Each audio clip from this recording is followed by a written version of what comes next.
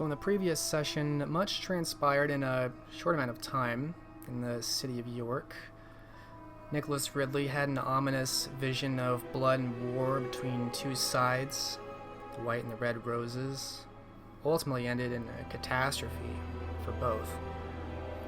Whether that was a symbolic or foretelling vision of future events is uncertain. Felicia spent her time learning the elementary components of York politics and Cainites therein, but all were interrupted when it was discovered that Robert's child, Desjardins, had been interrogated by Ragna of what he had seen and witnessed. And Robert was summoned for investigation, culminating in a dramatic end with Robert refusing to give up any co-conspirators, fleeing the throne room before he was caught, and resisting Ragna's attempt at supernatural compulsion, finally staking himself in a just recently discovered escape tunnel below the castle. Now left in darkness, the distant hope of summoning his ranger companion. Meanwhile, Dorothy attempted to surreptitiously flee, but was followed by a very cunning Nicholas, who tracked her to a secret shack obscured by some occult means. Elenid Telesia then followed after to join with a contingent of knights, once Nicholas had reached out with his mind to inform Elenid. So we now return to York, October 1456. It is the same night. Elenid and Telesia, you have 10 knights following you, each of them obscured by visored helmets, marching in pairs, dressed in the clanking chain and plates, under long black surcoats, white roses embroidered at the breast, and alabaster capes flowing behind. It is the middle of the night. The two of you and your knights have reached destination Nicholas described, but you see nothing. It is a complete block of tenement buildings, wrapping around itself tightly. You don't see any entrance or side streets, but Nicholas, from within this cloistered cutaway, you have sensed the approach of these newcomers out on the main street that you came from. The scene is yours. Nicholas approaches the newcomers, emerging from the shadows, somewhat off to the side so that the knights don't see the unnatural nature of his appearance, but Elenid can. You made it here quickly. Good.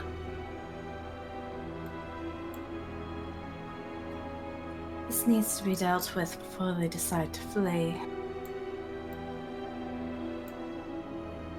They won't have thought their defenses so approachable. They were wrong. What do you see when you look here? No entrance, a row of tenement buildings. Indeed.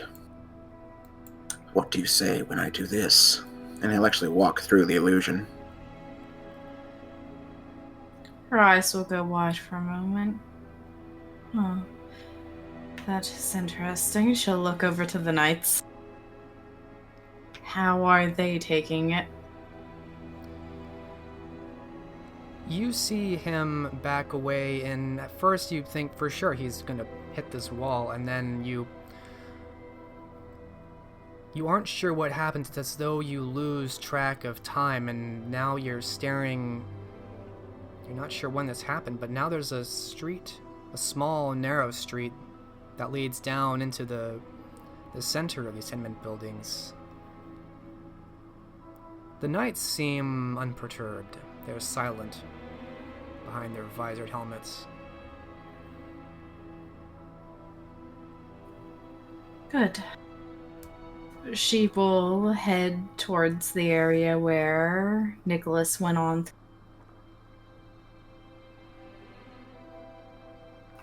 And Talisia will follow as well. Oh, I didn't know Talisia was there, or he would have said hi to her too. Oh, yeah. All right. So you make your way down this kind of back alley into a small opening It looks almost like the center of these tenement buildings was carved out for this space, for a very small shack that does not reach more than a story. There are no windows, it's a very simple and plain wooden building. There's a single door, and there is some light at the bottom, but there is no sound.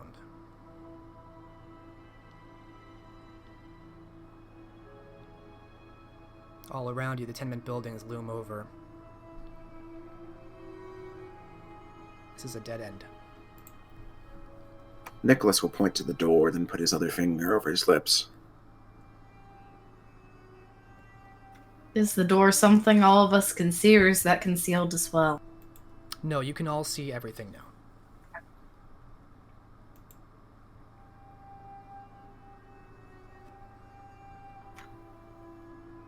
She will gesture that direction for the knights.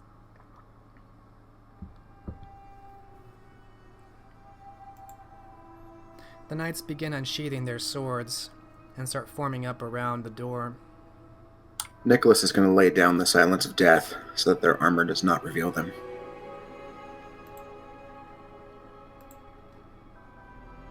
Alright. That will just cost a blood point, or is it 2 blood points? I don't think it costs anything for that one. Oh, I see. If you want to leave it and keep it there, that's what costs blood. You're right, it doesn't cost anything.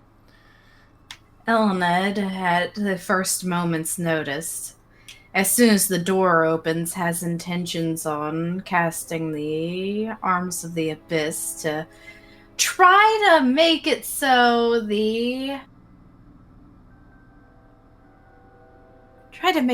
Princess Childe doesn't do that entire majesty thing. We don't want another Robert situation.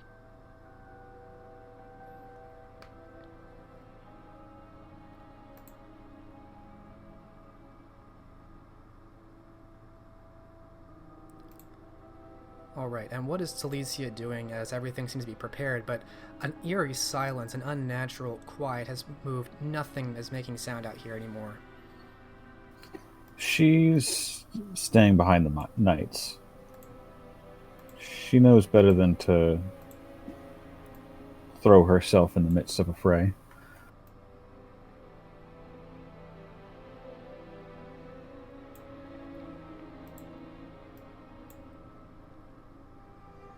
Alright. The knights move up and seem to do a quiet timing before breaching the door, and one of them near the front, after timing down with his gauntlet finger, moves to kick the door open, and it flies open, wood splintering. There seemed not to have been much physically keeping this door intact or protected.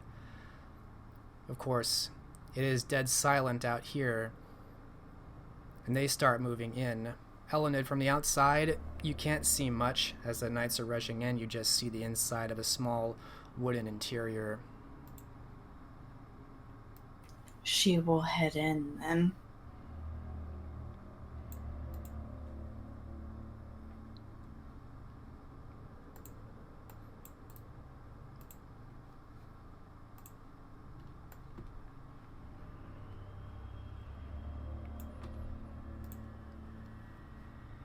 Alright. So you head in, and you see, and actually can hear, as soon as you enter, there is sound within this building. And now you can hear again the clanking of plates and chain as knights are moving forward quickly in front of you. You see multiple faces, which you have seen before.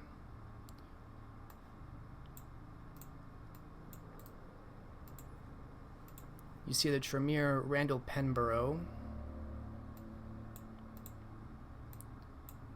the Viceroy Anselmus, and of course, the Princess Childe Dorothy.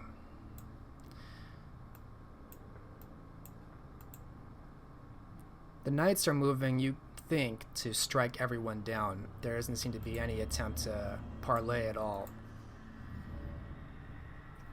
She will attempt to restrain the prince's daughter to, well, again, make sure the entire incident, similar to what happened to Robert, does not happen. Okay, I'm going to keep that in mind. What are Nicholas and Talicia doing as you see everyone starts to rush inside this relatively small wooden building? Talicia will step inside and call out, "In the name of Prince Ragnar, you are hereby ordered to hold fast."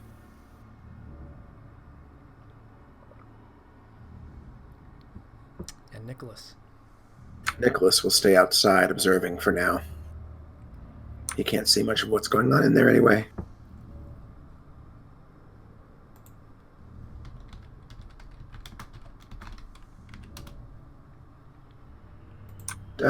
To be honest, actually, he's going to activate Auspex and look around the room, see if anyone's hiding. Alright, so you're entering and activating Auspex to look for anyone who might be hiding. At least in the doorway, yeah. Sure. Okay, so you see the same scene, knights rushing into the room, moving. Some of these faces you may know, some you may not. Get the rest of you guys in there.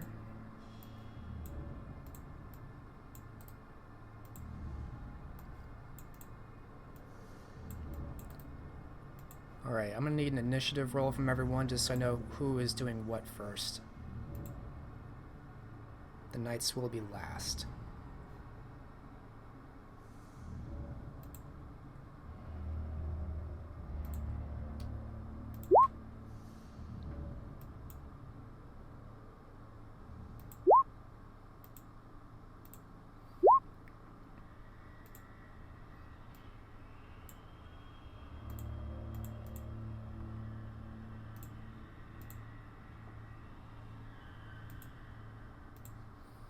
Okay.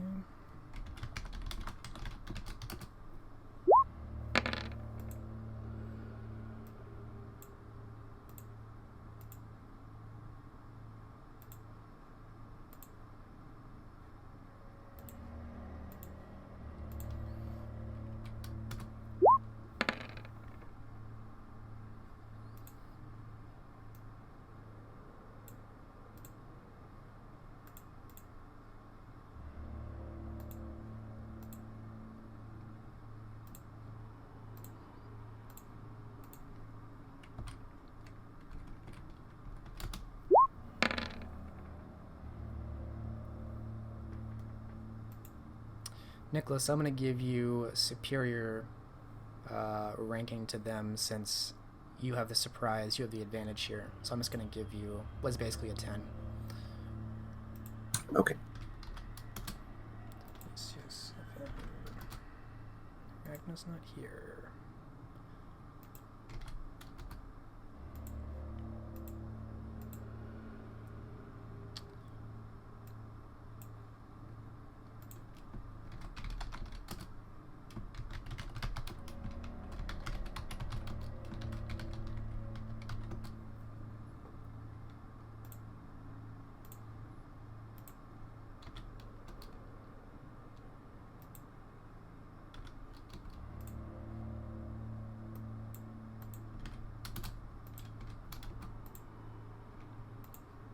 Okay. Elenid, you will have first move as you join the knights. You are fastest amongst this group. And you wish to detain Dorothy. Indeed. So give me a... That is, difficulty 7. Yep.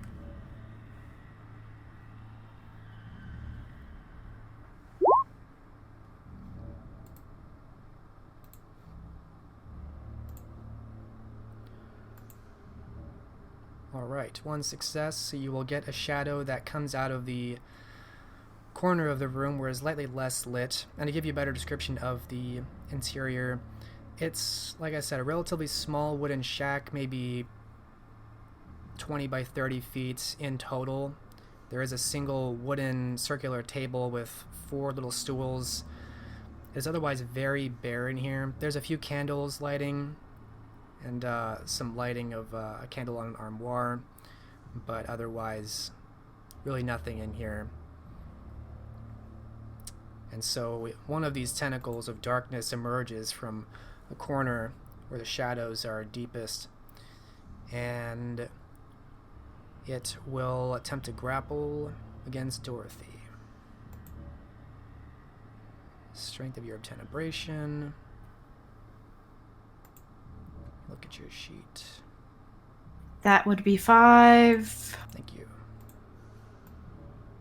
Would potence add on to that? Yes, no. I'm going to say no because it's a separate discipline. All right. You can spend more blood to make it stronger or longer. No, I can't. I can only spend 1 per turn. Ah. Well, maybe on a future turn. In the meantime...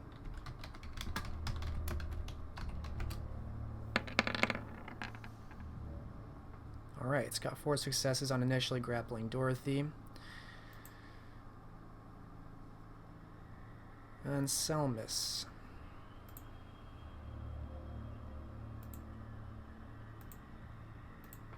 The Ventru Viceroy of Nottingham.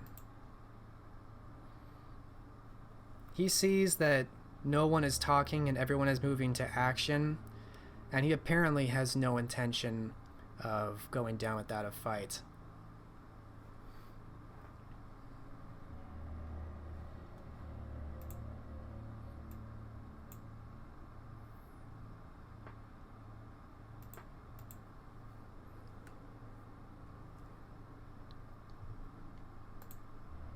He will be attacking.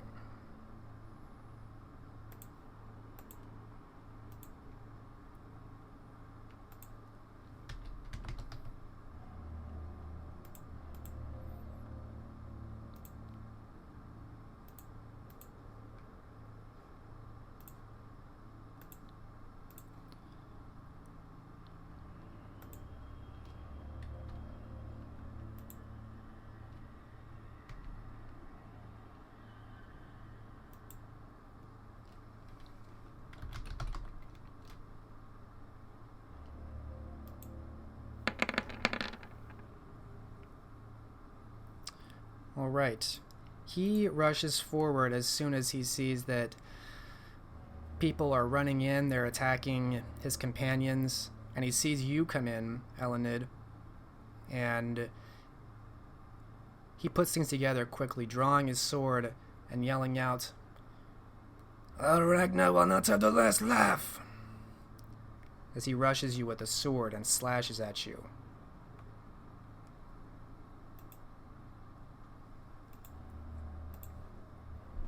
I need you to roll Soak.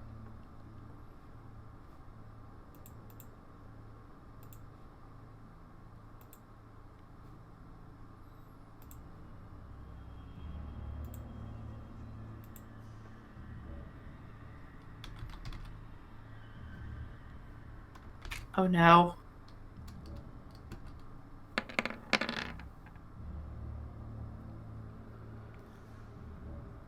Alright, perhaps distracted, focusing on Dorothy, you do not appreciate the power coming down from this Viceroy as he rushes you with a broadsword and cleaves into you, coming down left to right through your collarbone and into your chest, dealing 4 lethal after Soak.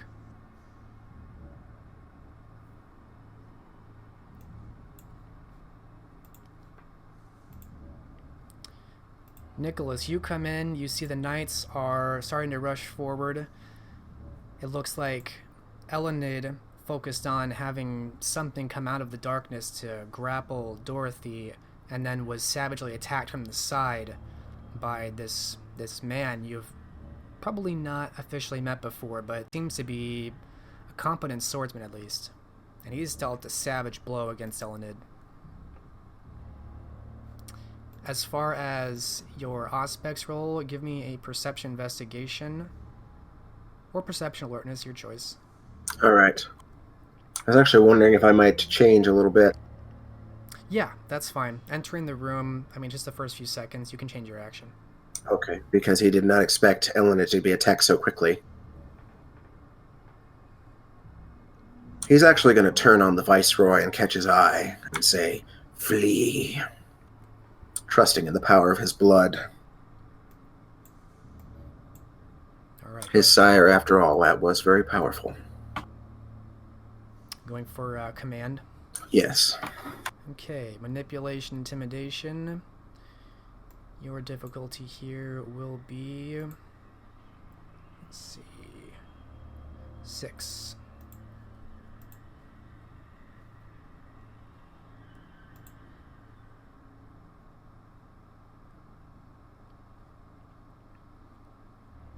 All right, 2 successes. That's a full success. That's all you need. As soon as you catch his eye, as he is facing the door and Elenid and you, so you have good contact with his eyes, and you give this command, and as soon as he retrieves a bloody blade from Elenid's torso, you can see he's about to run past you. He's almost pushing past your shoulder to get out. He'll allow him to pass, wary, hoping that this worked. Seems to have worked for now. Dorothy is at this time still controlled by the arms. Even in spite of Elenid's attack, they still hold control. She has to get out to do anything. She has to overcome 4 successes. She was not prepared for this at all.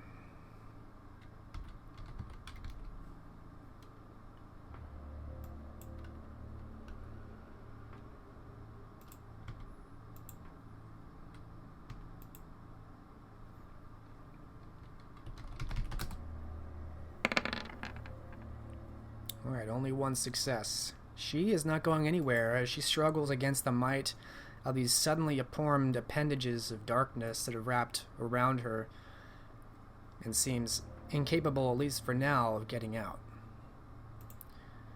Randall, the Tremere, whom only some of you know anything about, immediately seems to take a step back as all of this happens very quickly in just a handful of moments. He holds a couple fingers up to his mouth. Evadere. Before your eyes, you see him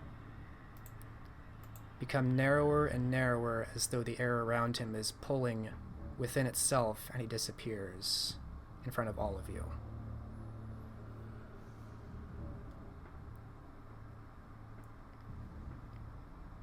Telesia, that leaves you. You are next up.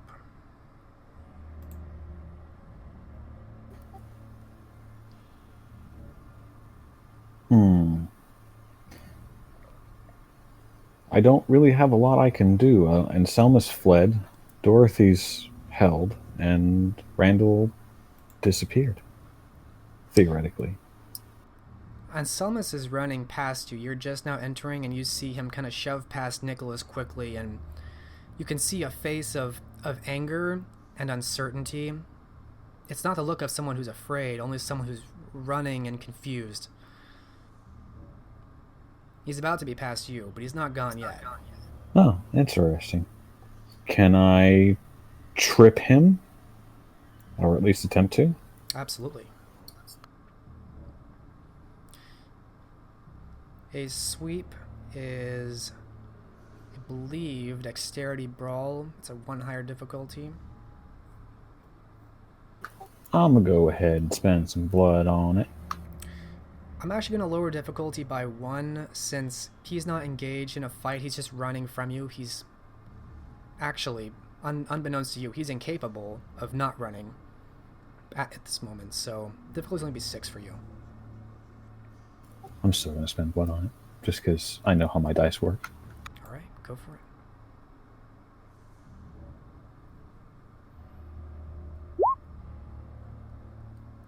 All right, 2 successes. That's all you need. His look of anger and confusion increases as you see his face becomes exasperated as you trip him. He almost mechanically runs into your leg as you go for a sweep, and he falls to the ground.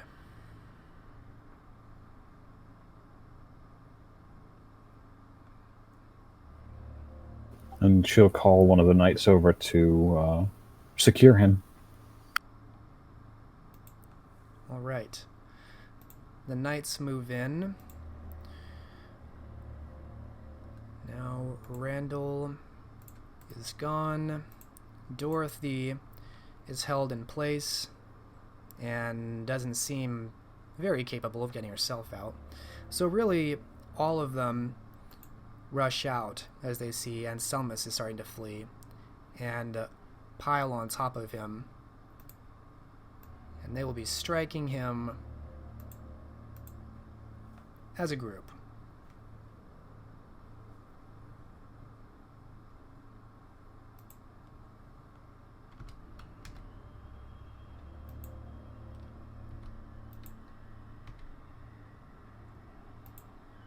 And since he's prone, I'm going to lower difficulty for them.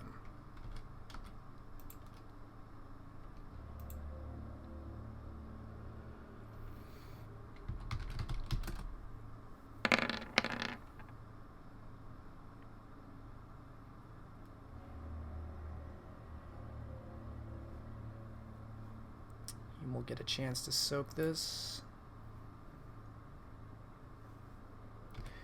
But it's going to be pretty bad.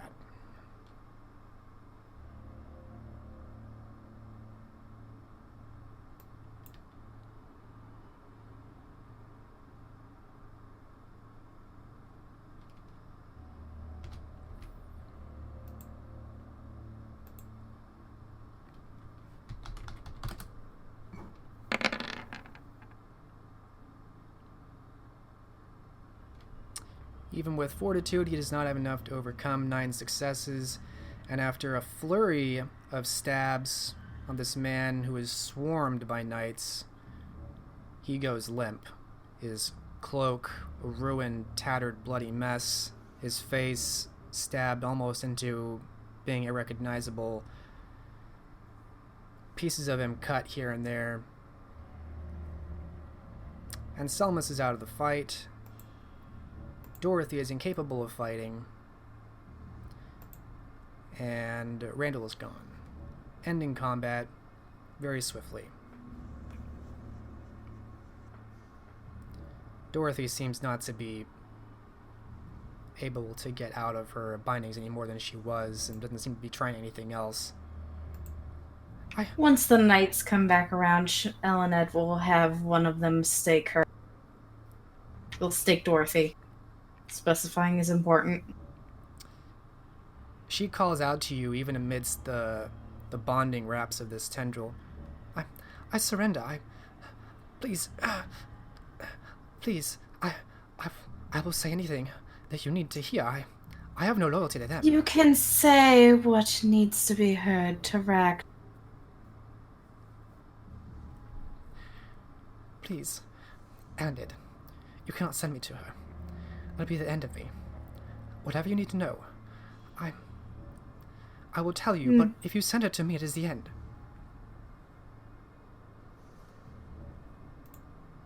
And your group has resulted in a powerful ancient potentially descending upon us, which would cause the deaths of many. As such, I think it would be best if you spoke to her so she can get the information she needs. It does not appear that she is informed as to the nature of Robert's business in the north, apart from the goal and the end result, of course.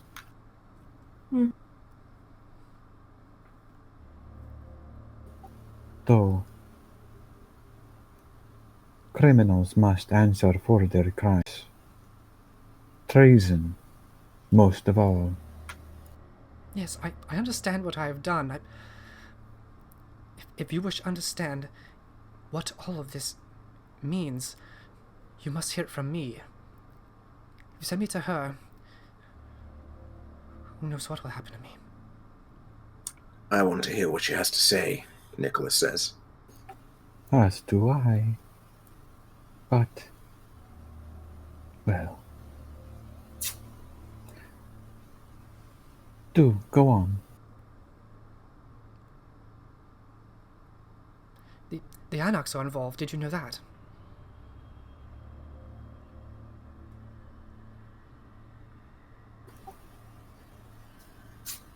Are you sure? Yes. I have Yes. heard many and more about this Anarch, and I have seen not a whit of them.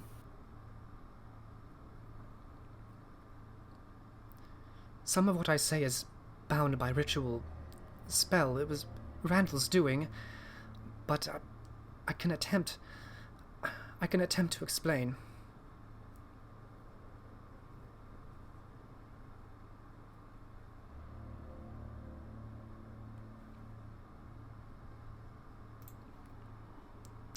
Make a roll for her.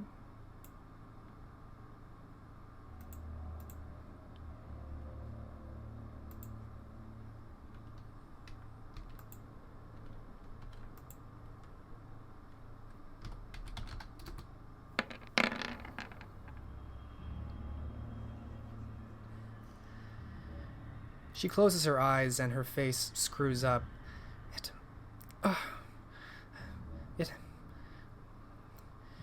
just give me more time.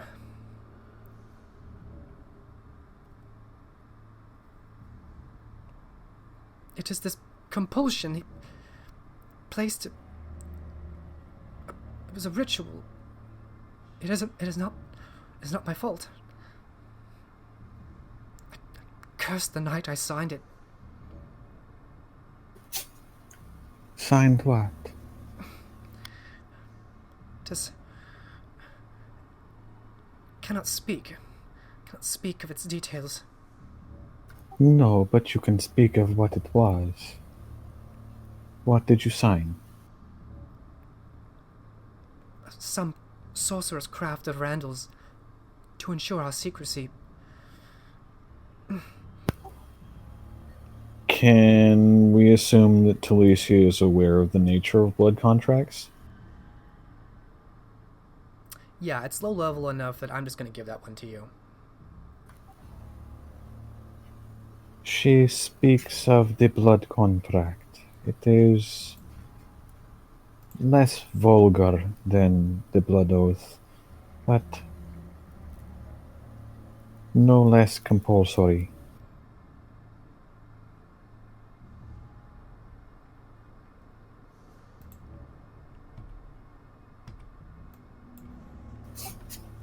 Do you know where this document might be kept? Durham, most likely. It's where he hails. He and Cavanaugh, the Viceroy of Durham. Yes, I am not unfamiliar with this chantry. Do you know if she also signed such a document? I think not. I'm quite certain.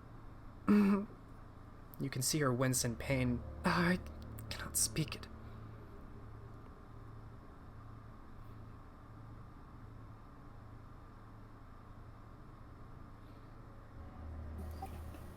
It would seem that is at least possible.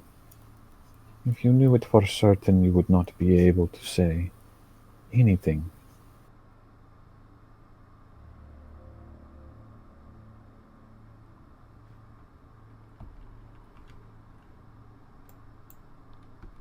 In her desperation, she will try again.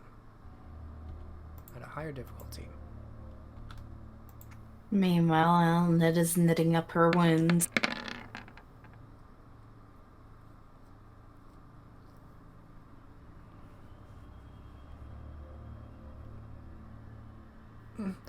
The Magister in Chester, he's involved.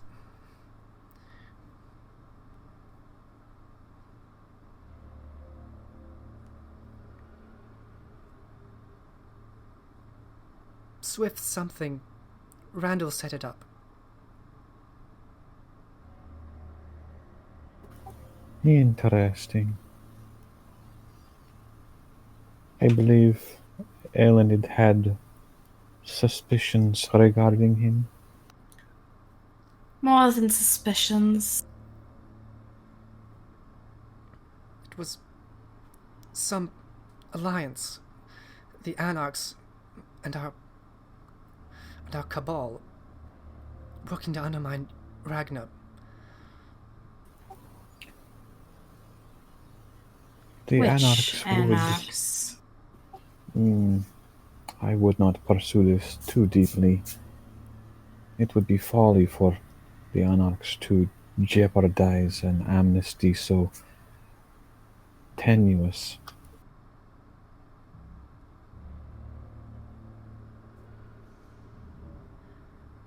Randall said they were waiting for the new year. Things were delayed by the amnesty.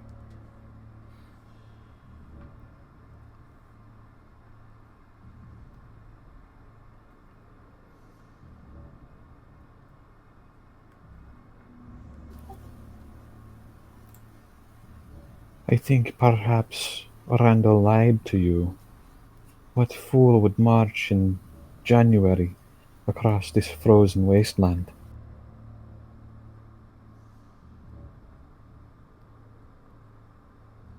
They're Cainites. What care would they have?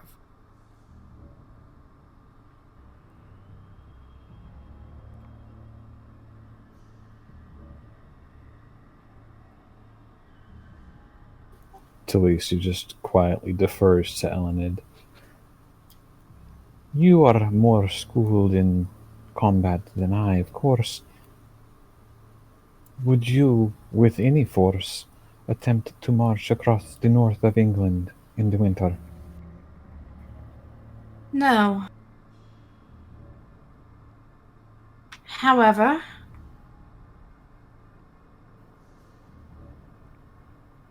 given last time the Anarchs did something that was entirely ill-advised, that would not surprise me. I know little details of the Anarch dealings. It was Randall who was heading that. And it was Anselmus that gave the idea to Robert, the Ancient and Mark and all of that nonsense. It wasn't me.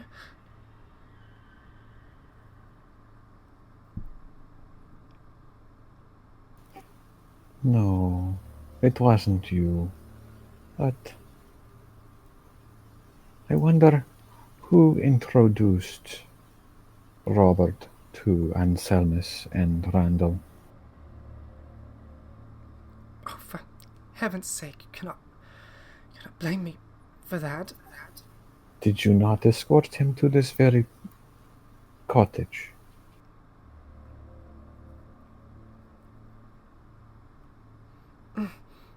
She winces under the strain of the tendril. It was many months ago. I saw in his eyes. He wanted more. I saw an opportunity. We were like minds, he and I. Does that mean I can assume you are entirely self-serving as well? I am no worse than any of you. The Jihad is made victims of us all. But ambition is a treacherous blade, Lady Nicolier, for it often cuts its wielder.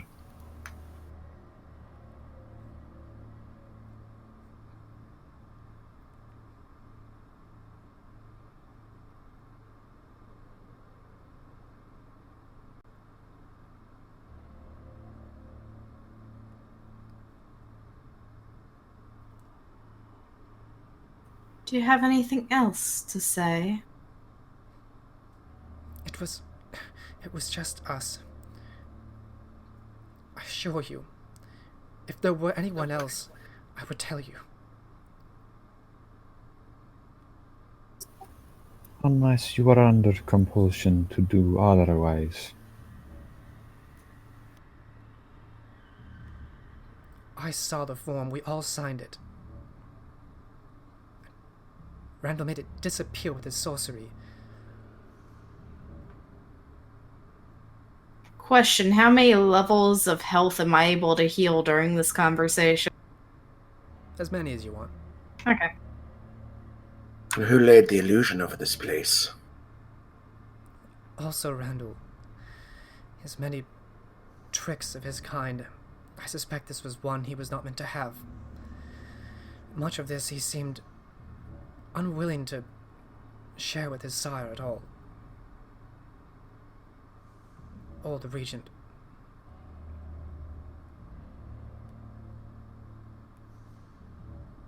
We are all of us, each of us, victims of people above us.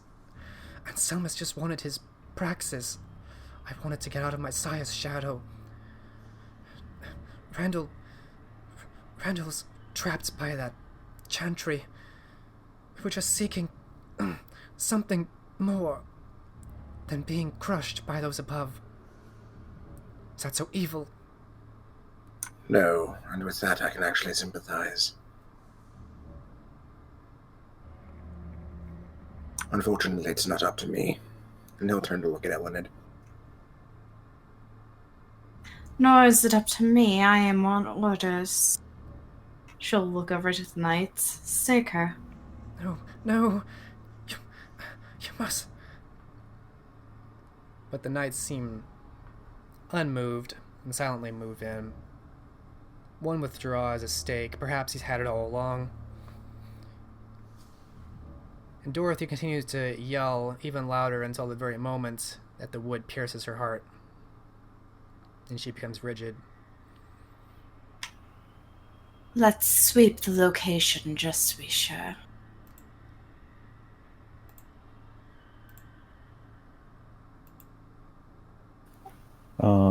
Are there any candles about? Yes, Because Talicia would need one for how she's going to search. there are several. There's one on the circular table in the middle of the room, and there's another on a kind of armoire in the corner.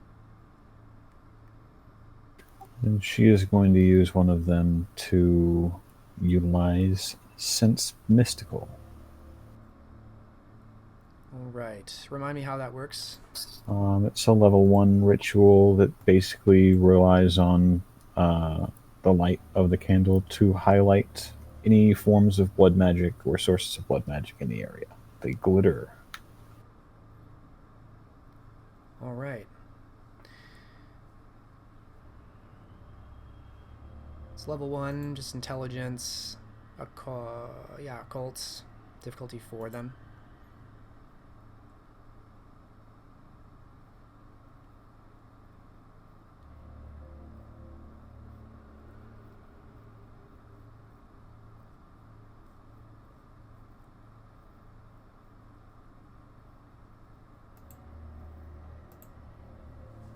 Alright, 5 successes.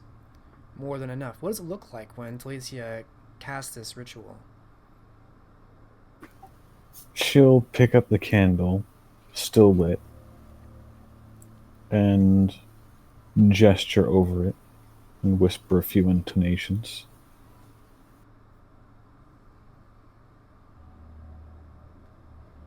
It's a fairly guttural language. Definitely not European.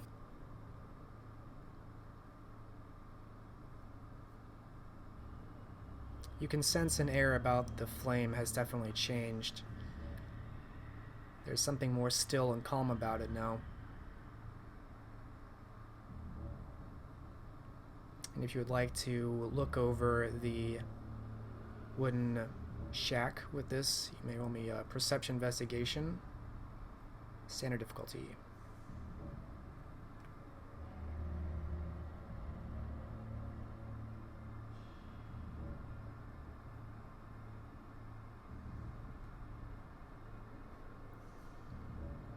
Alright, 4 successes. You are searching the shack, and of course one of the very few objects in this room is the armoire.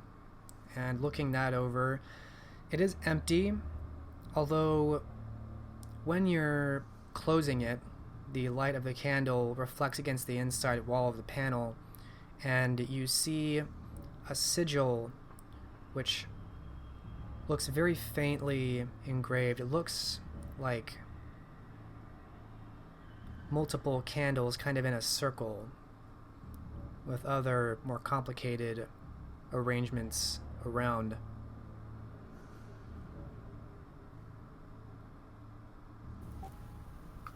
Masquerade, if I might borrow your eyes. And she'll gesture towards the glyph. Nicholas will stride into the room to take a look at what she's gesturing at. You see the same sigil, although it doesn't necessarily mean anything to you. What am I looking at, Alicia? Can I roll intelligence occult to see if I recognize anything significant about it? Yes, I'll give you that at standard difficulty.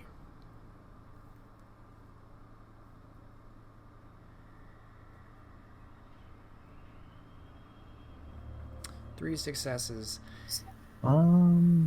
Does blood magic apply for a specialty under subject matter expert?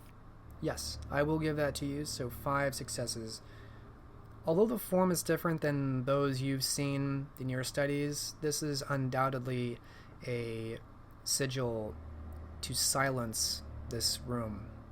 There's an occult power that is similar to those you've seen, but seems limited to whatever domicile the sigil is in.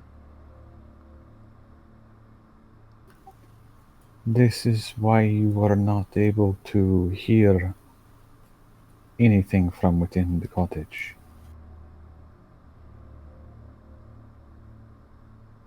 This little thing. It is quite effective.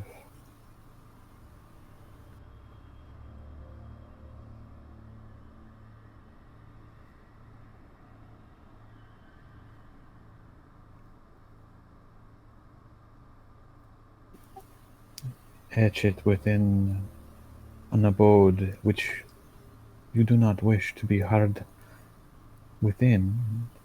No one outside is able to perceive your conversations. It's a minor cantrip at best, but very useful.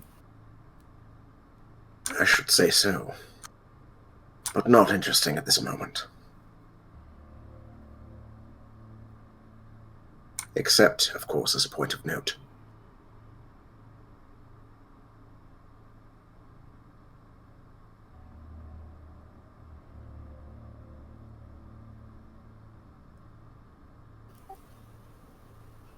Are there any other glittering sources of potential blood magic?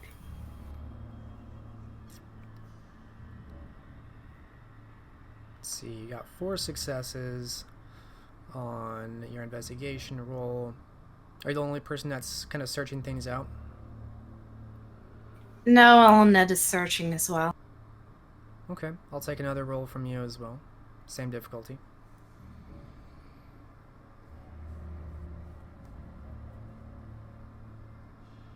And she does have the detail-oriented specialty. Okay, so 2 successes. You likewise don't come across much. You see the place where it looks like Felicia's already looked over. You're not seeing anything more than she's already seen.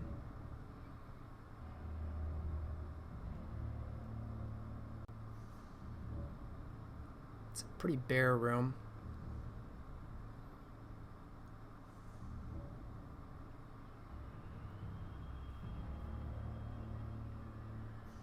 Are you maintaining your tentacle on Dorothy? She is staked at this point, correct? Correct. No, she is not. Alright. Tentacle withdraws into the darkness. Dorothy's helpless form falls to the ground, her face caught in an expression of horror.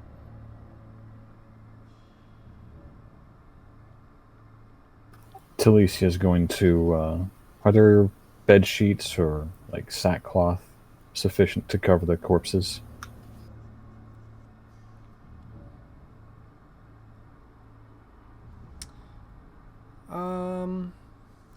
We'll say it's not hard to find one. Like outside, you could probably find some debris, and maybe out there there's an old sack or some discarded cloth. Who knows how it got there? It'd be very ugly and kind of dirty, but you could probably cover someone in it. And she'll do just that. And then, once she's covered both Dorothy and Anselmus, who she's going to assume is torpored, not dead, because he'd be Ash, she'll instruct the knights to return them to Castle York.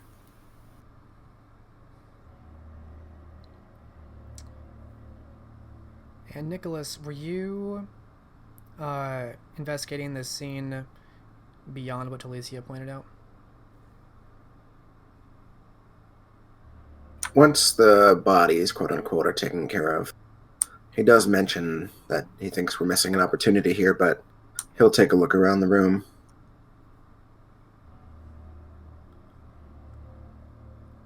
Alright, I will take perception investigation from you as well. You can decrease the difficulty by your aspects to a minimum of 3.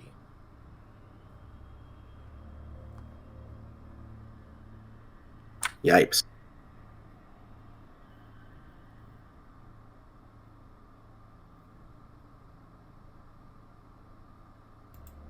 Yeah. Wow. 7 successes.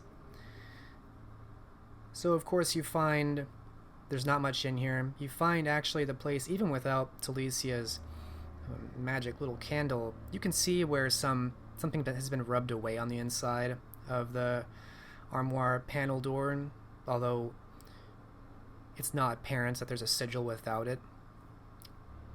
But similarly, when you're looking around, it occurs to you to look underneath the table, and you see another similar area where something has been scratched or etched away at the center of the bottom face of the circular table.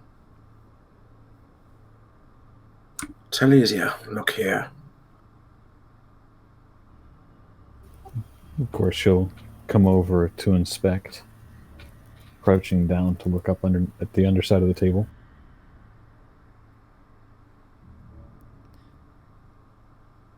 With the light of your candle, something does appear. It seems like circles within circles. An endless, almost endless array of them.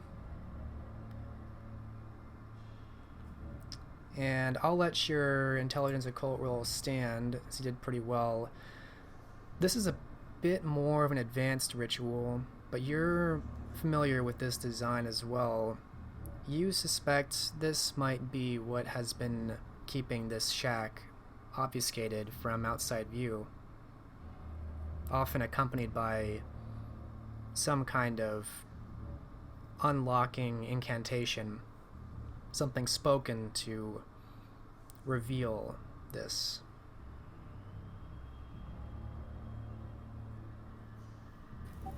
And this would be how this domicile was hidden. If it is destroyed, I expect that the mask will fall.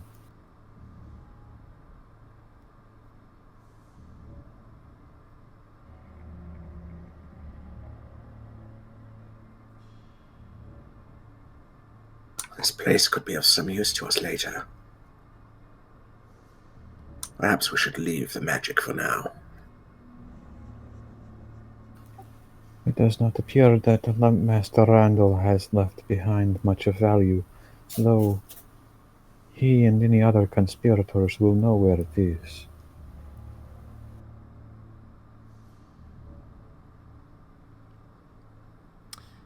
Talicia, you know enough about this ritual that You're not sure how Nicholas found it per se, but these kind of spells or rituals to hide these buildings, they often work more on a psychic or mental level in a way that you think you may forget entirely about how to find this place once you leave.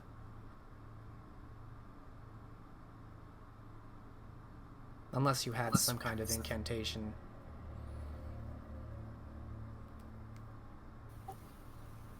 It would not surprise me if none of us could find our way back here again, unless we knew the spoken words necessary to command it to appear.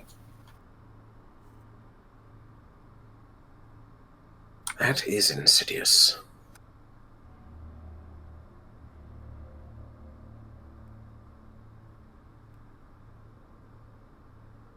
Think of the nature of magic, the nature of what it is to command forces that others do not understand. You are either regarded with awe and reverence, or outright superstition and persecution. And as the last syllable falls, she'll flick her eyes at Elenid for a moment and then dart them away.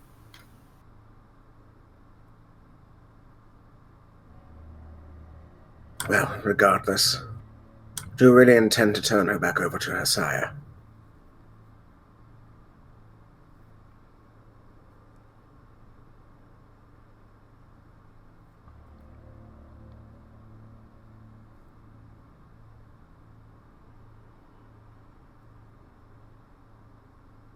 That was directed at Ellen, by the way. Is Elned in the same general area? The guards have just picked up and kind of wrapped up Dorothy and Selmus, and so they're being kind of collected and made into something that can be carried. And so I assume you're somewhere within earshot unless you close the door behind you. Yep, I'm within earshot. Indeed I do. That was part of the orders I was given.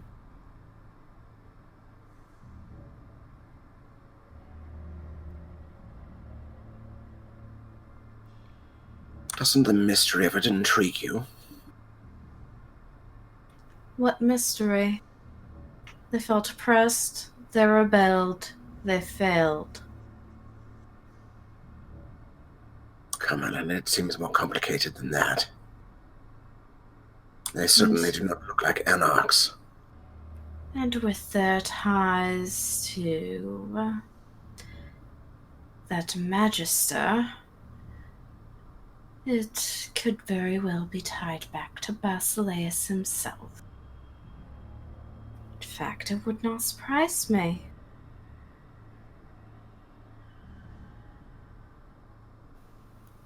You are aware that this is not his true name, yes?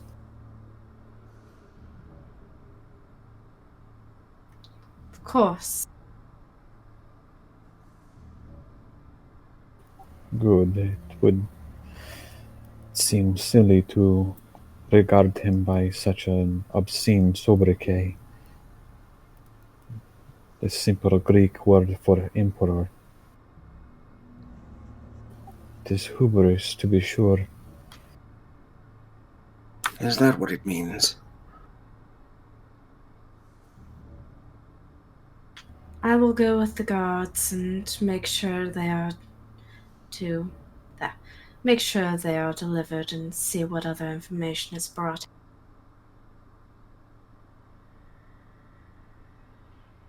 I don't intend to stay here. I might as well come with you.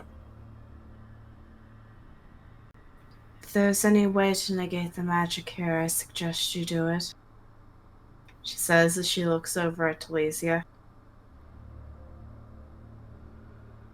She'll draw the short sword and begin scratching away the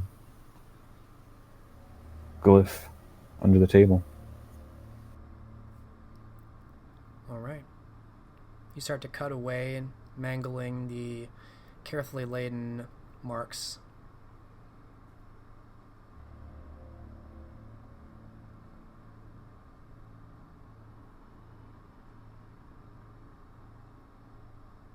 the knights are starting to move out. And Elned will move out along with them. Nicholas falling after.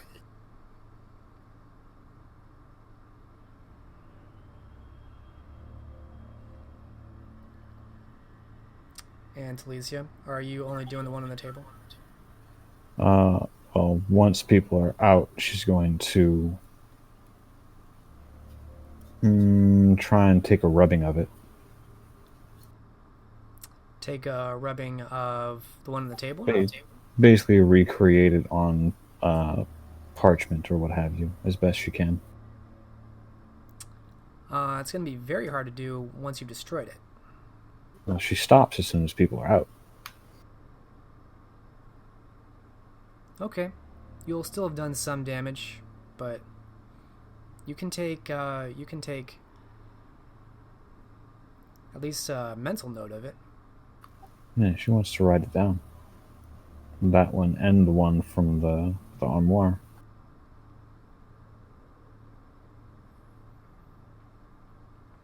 Okay. Give me an... let's see.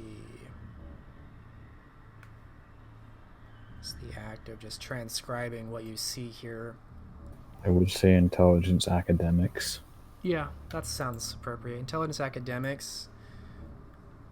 For the table, difficulty here will be 7, and then 6 for the armoire, which seems to conceal, or rather hide the sound.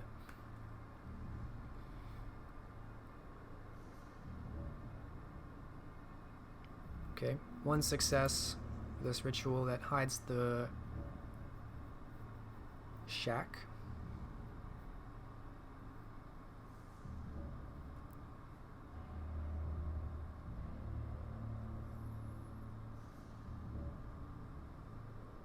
And 1 for the dresser.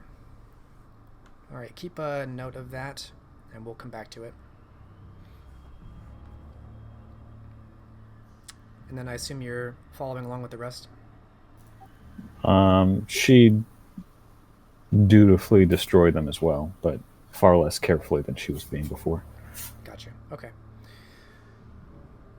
And so, Elenid and Nicholas, and eventually Talicia, you all notice as you're leaving, once you leave the actual alleyway leading in, it's much more apparent, even without Nicholas showing you, that there's this small side street leading in. It does seem like disturbing the glyphs was sufficient in eliminating the ritual.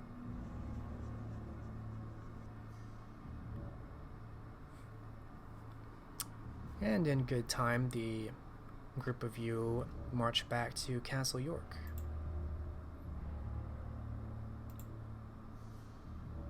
Elned has her cloak carefully draped around her as to hide the slash. Yes, while your wounds will have healed by this point, and I'm assuming you're just spending the blood for it, the cut through your cloak and clothes is very visible without that cloak pulled tightly about you.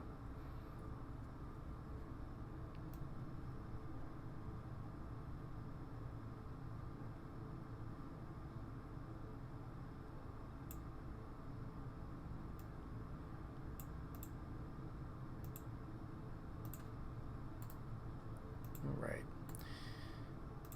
And maybe an hour later, a lot of you return.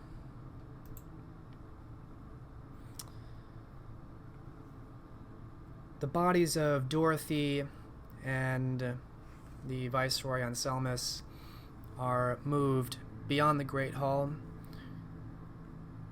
These knights seem to need little direction once they've returned to the castle.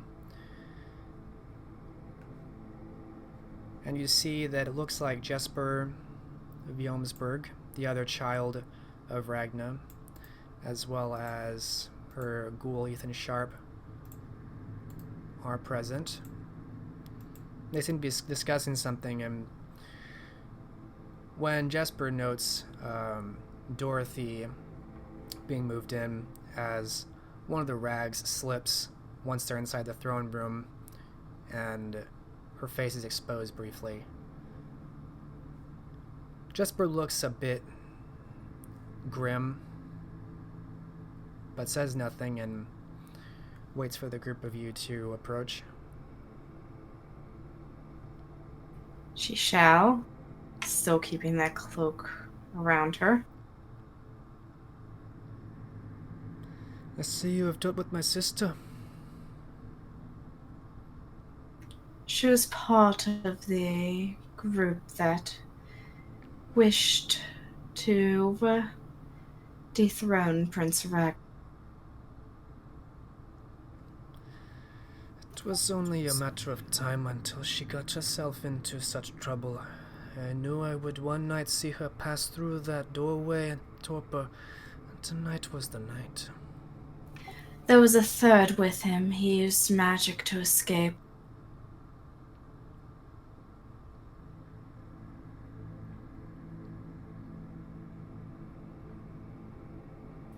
The Tremere Randall Penborough. A missive might be sent to Durham to notify his regent.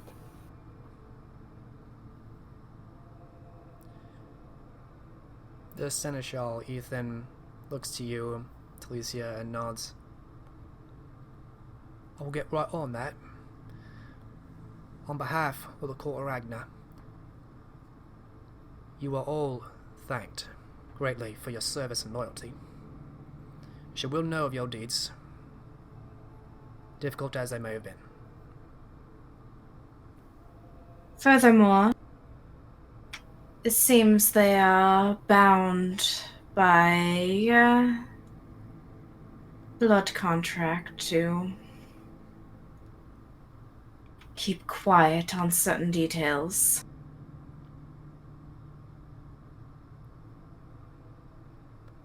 Well, I've seen my lady work the truth out of quite a few very stubborn individuals. It is not a matter of their stubbornness, it is a binding of blood magic. If the regent of Durham could find and destroy this contract, the truth will be much more forthcoming. Understood. I will have riders out to Durham by morning. Sooner would be better. It is unlikely that Master Randall is not already leaving Durham, probably with the blood contract in hand.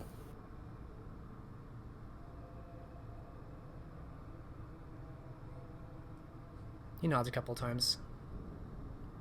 But before Dorothy was staked, she did give some bits of information.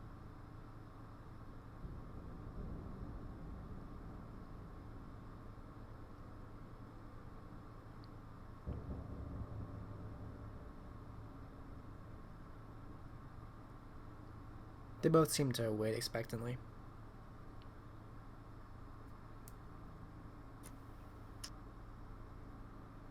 Okay, going through the list. Anarchs are apparently involved, according to her, which seems a bit odd, considering them trying to ally themselves with the Covenant. The timeline that she gave was fairly specific. Apparently, their agreement with the Anarchs predated the amnesty agreement with the Covenant, hence the delay in action.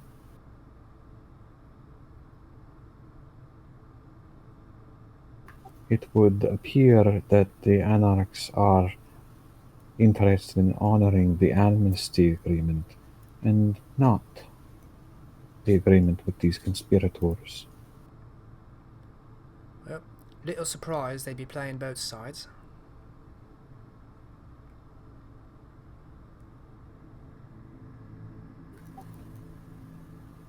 Someone in it for their own skin for better or worse, makes deals where they are able, and keeps the best for themselves, while letting the lesser contracts and arrangements fall by the wayside.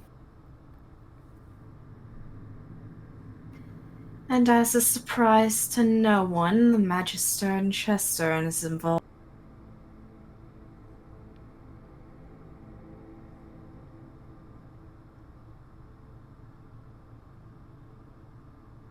Aye.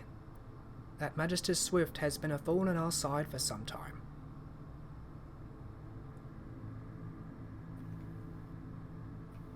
Dorothy, of course, was the one to bring Robert into the rebellion. She also claims that the ones she spoke of were the only ones there, with being the Tremere that escaped, the staked individual along with her, the regent, and supposedly the anarchs.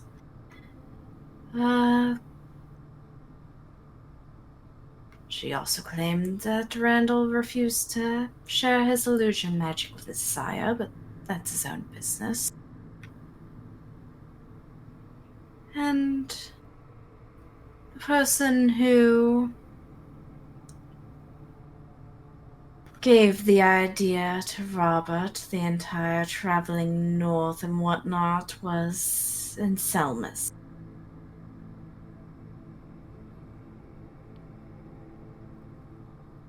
You have been very thorough, my lady. We thank you.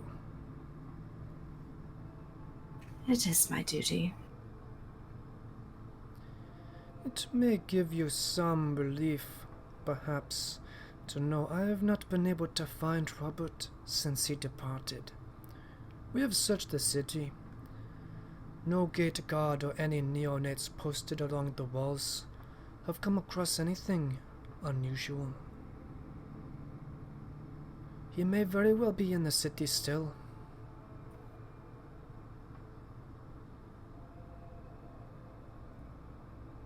Outside of that hideout, I am uncertain as to where he would go. It would seem that he is making for Chester. That would So- make the most sense. I am doubtful he would make it very close in a reasonable period of time. But we have more pressing matters to address at the moment than an erstwhile Gauntlet Lord. I had posed the question to Elenid before all this madness commenced. Are there, how do you say? Let me start again. Any exit is a potential entrance to the castle. Are there any we might have missed or overlooked? For they will need to be fortified. I assure you that every entrance and exit to the city has been doubly guarded since the event here. We will be refortifying our positions.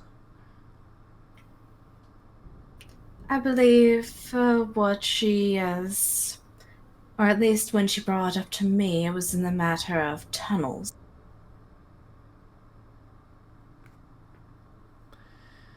There are sewers in the city, it is true. They are very old and incomplete from the Roman times.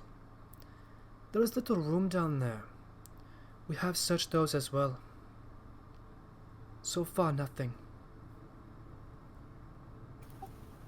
It would be remiss of us to not place guard over them. It is a good idea. I will be having guards patrol those.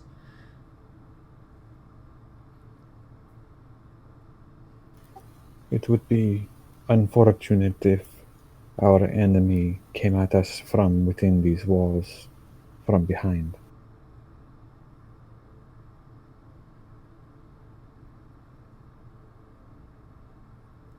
He nods, kind of folding his arms.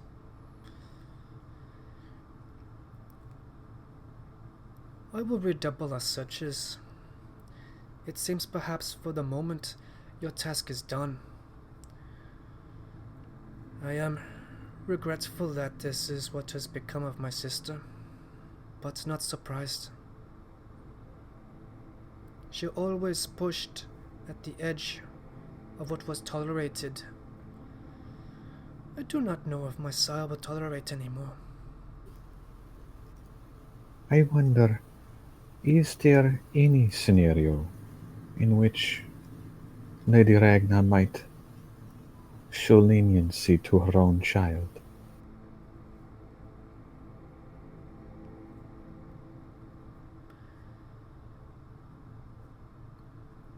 Jesper's eyes go to the floor, looking dour.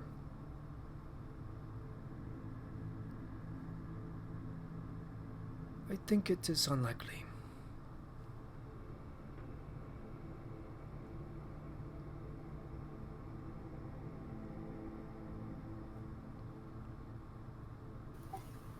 That is unfortunate. Properly harnessed, her ambition would have seen her far.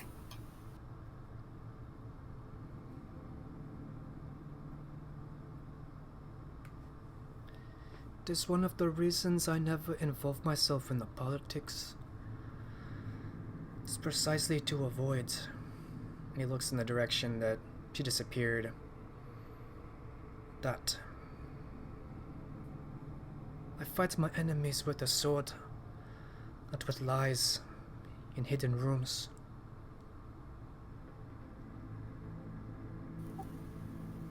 I am in agreement with this. Lies are terrible weapons to be used. The truth is far more effective and has the benefit of being true.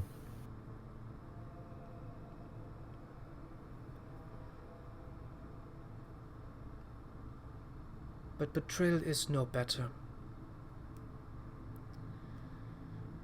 I think I have had enough of this night.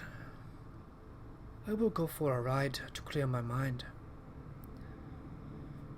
My sire will know of your service, all of you. He looks at each of you in turn. She will be pleased to know that there are still some who are loyal.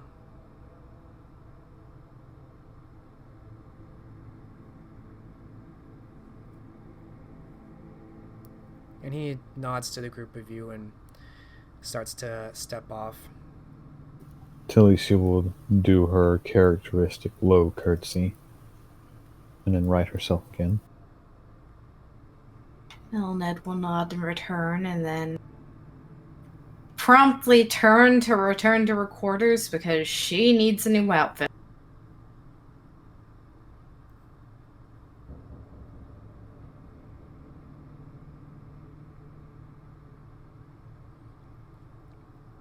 And what is Nicholas doing, and what does he make of all this? Nicholas is rather put out that it did have to come to this.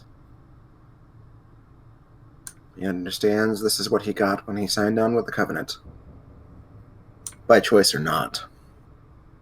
So he will return to his quarters and await word of what happens next. Talicia will also return to her quarters, but walk alongside Nicholas. I wonder if perhaps we might beg clemency for young Dorothy. I do not think she would have granted it. You speak of Elenid, yes? No, Ragnar. Why? Do you think we could have convinced Elenid? No. She is rigidly married to her duty. I think perhaps Ragnar might be more inclined to cast the blame on more responsible parties.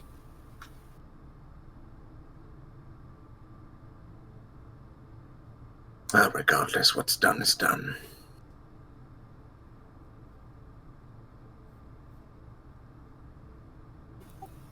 Indeed. Perhaps Ragna will grant Dorothy precisely what she wished, a chance to be out from underneath her shadow. Perhaps we speak on Dorothy's behalf and advocate for banishment simply from the walls of York. Is that a hint of compassion I'm detecting from you? Now, if you take what you know of me and what you know of this situation, do you really think that this is about compassion?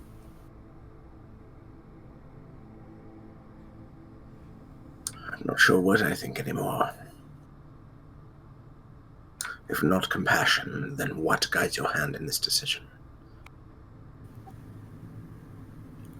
Dorothy has great ambition, but she needs guidance and experience outside of Ragnar's sphere of influence.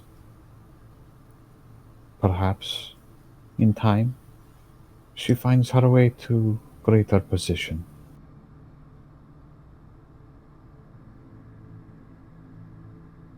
And then she would owe you. Then she might remember the person who spoke on her behalf. Whether she feels she owes a debt or not is up to her. I am a man without many friends. I think perhaps I see some value in your argument.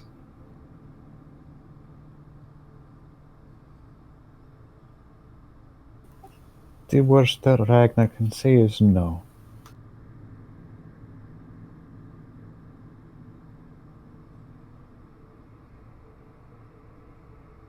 Then let us beseech her. Then let us find Mr. Sharp and see if he can garner an audience for the advisors to the gauntlet.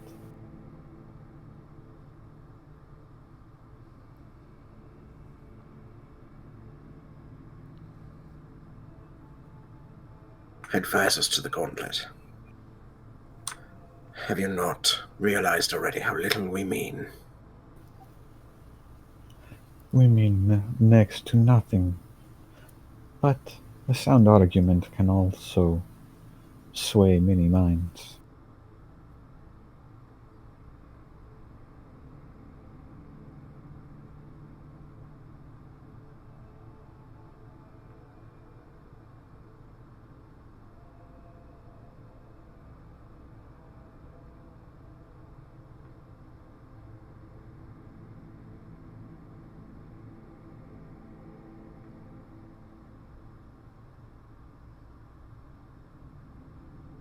I'm sorry, did you leave an open-ended question that I missed? I don't believe so. Okay. Nicholas is just intending to go about the plan. Talisa is going to wheel on her heel and make back to see if they can catch Ethan Sharp before he disappears. All right. You will eventually find Ethan Sharp, and hearing your request for an audience, he states that you probably will get one, but it may not be for a few nights. Ragnar expects to be very busy in the coming nights. Talisa would punctuate that request with the need to speak to her before she passes sentence on Dorothy. He acknowledges this and seems to understand. He'll pass it along. But he gives no guarantee or promise. She curtsies all the same. You are most gracious, Master Sharp. And she'll cock her head at Nicholas and turn. Nicholas will bow his head as well, and then do what he intended to do, which is return to his quarters for the time being. And so the die is cast. Good evening, Master Ridley. Good evening, Telesia. All right. I think that is a good place to pause the scene and take a little bit of an early break, and we'll come back in 15 minutes to open the scene again. All right.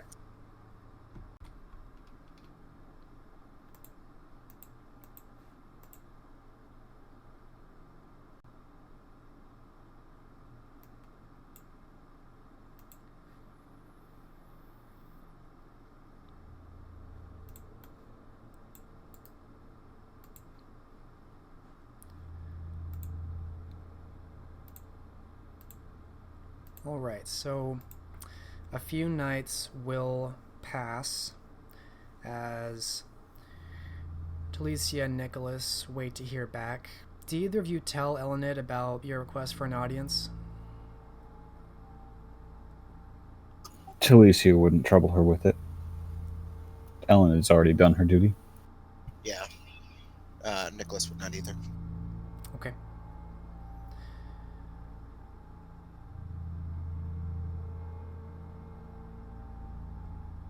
You are granted an audience after several nights pass and requested to meet Ragna in the throne room once more.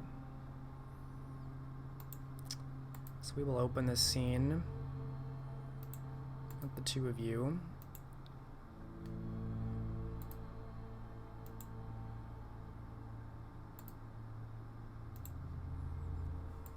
It takes some time after you're arranged, maybe half an hour, but eventually, the prince does eventually show up.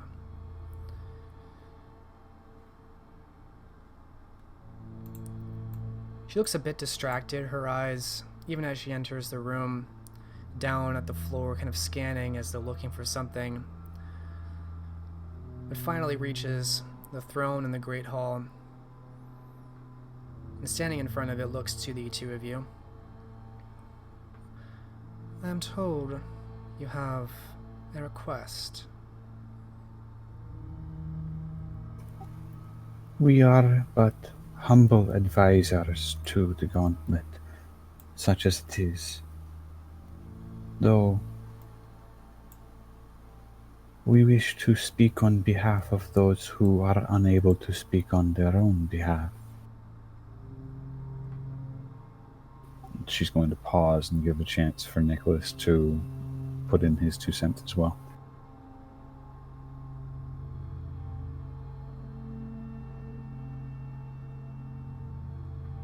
Your child, Dorothy.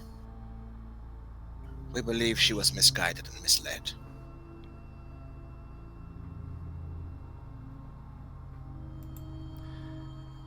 You are at least partially correct, Master Ridley. She has been misguided for quite some time.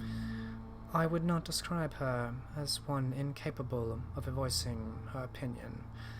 I am quite aware of that which she has said for many nights.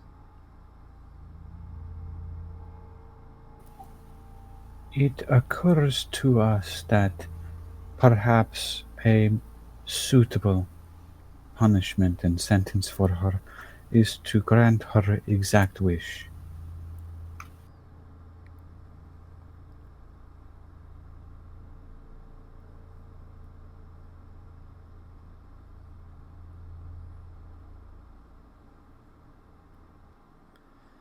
There are debts which she owes me, which have not been fulfilled.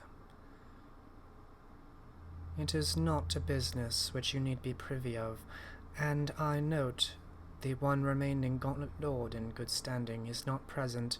Is Elenid not here to voice her support for this?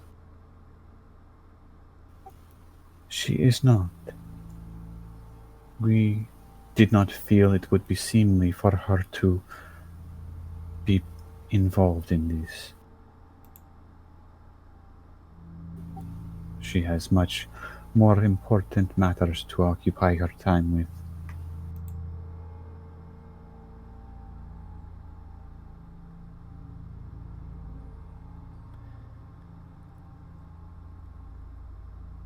The two of you have done a great service to my court in bringing down this cabal, in uncovering it and ending it, and alerting me to the threats involved. I have taken note of this.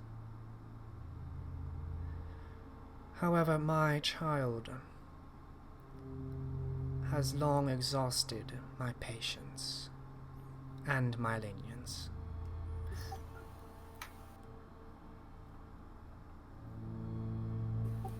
Which is precisely why we wished to advocate for banishment rather than destruction. Cut all ties, let her make her own way in the world as she wishes.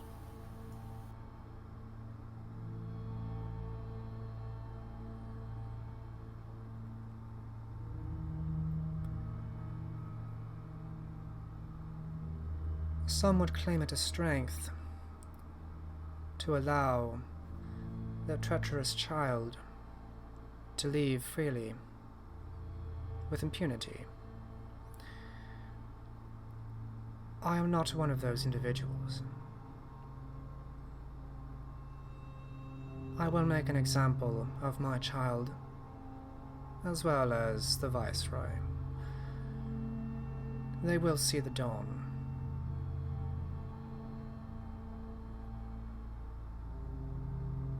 If I may urge just one more thing, Your Grace. Her eyes level upon you. Think back, if you will, on the time when you embraced her. What qualities you saw in her that led you to that decision. Surely you did not embrace her to be an obedient child, but to have thoughts of her own.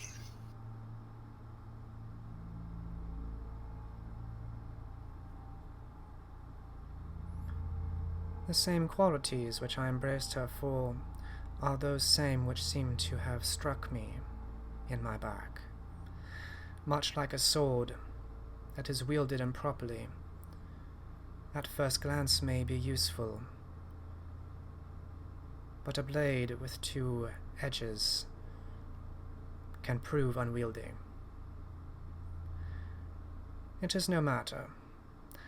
I have a far more useful child now.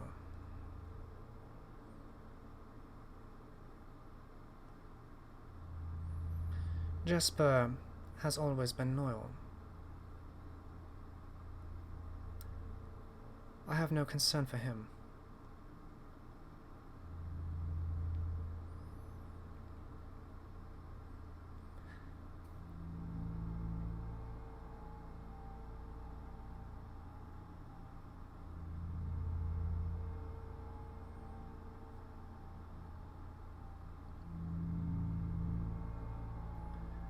As I said, I will remember the service that both of you provided. However, this request is beyond that. By no means were we asking this as a repayment, simply voicing an alternative. We are, after all, advisors.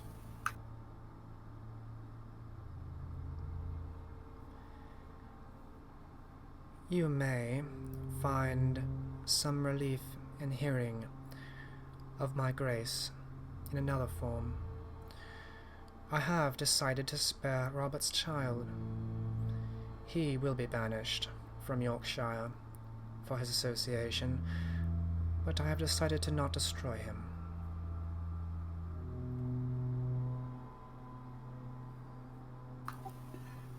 In this I do not agree. He is unworthy of the blood, but your grace is most welcome all the same.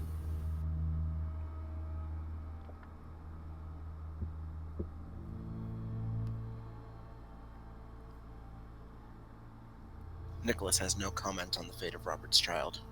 He simply does not care.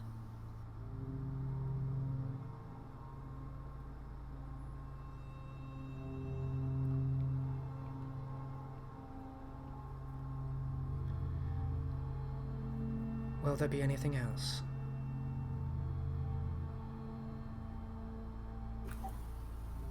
No, Your Grace. You honor us with your time. We are most appreciative of your granting of this audience. Good evening. And she'll dip her head and curtsy, and then step back to join Nicholas. Yes, we thank you, Prince Ragnar. He will bow as well. She simply stands and waits until the two of you depart.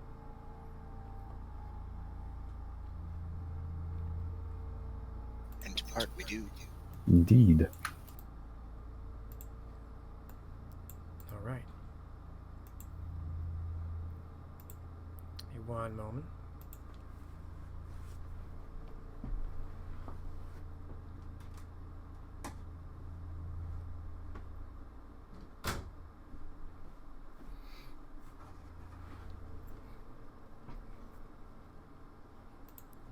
All right.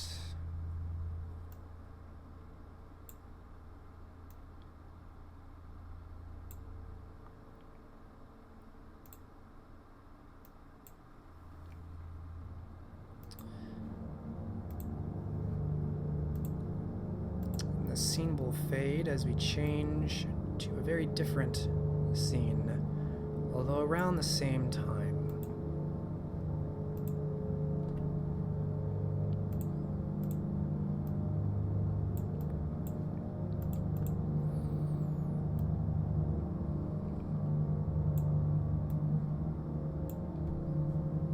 Next scene opens to somewhere deep in the brush of perhaps the edge of some woods. There's heavy branches laying over bushes and foliage. We see the torpid form of Robert near the entrance. In the darkness of this tunnel, very much concealed by the underbrush, the leaves, the weeds, and the roots. He waits in darkness, but beyond the exit we can see movement and light.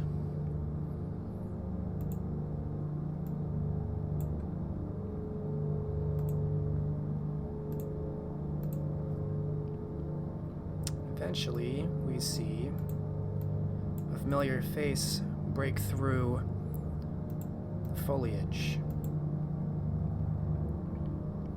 We see Guy DeFree, the ranger.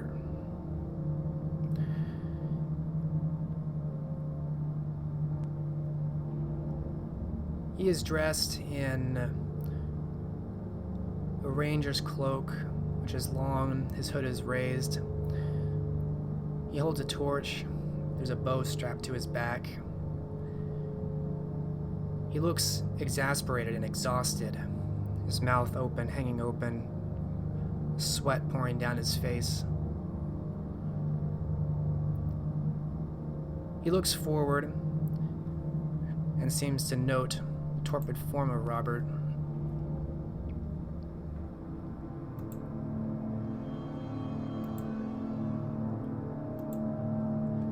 He kneels down, looking him over and seeing the stake within him, looking around this way and that, further down the tunnel, and finally withdraws the stake.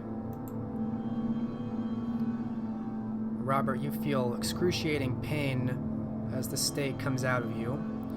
You have taken 3 levels of lethal automatically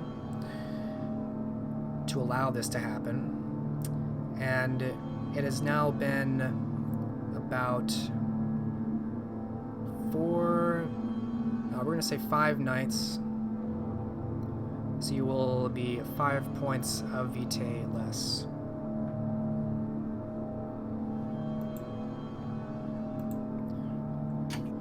Five points less, huh? Okay. Yes. So the hunger may be quite sharp, but you It feel absolutely is. you feel the pain of the stake being withdrawn. Master DeVere, are you there? Guy.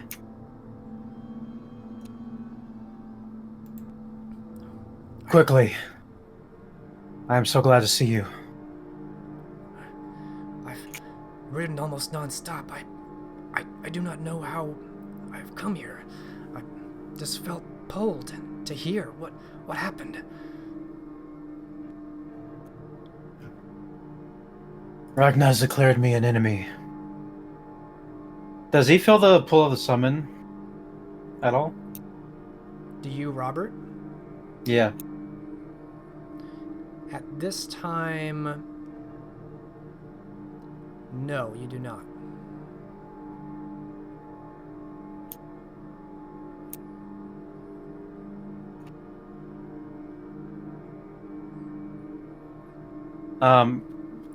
Robert's hunger is very powerful right now.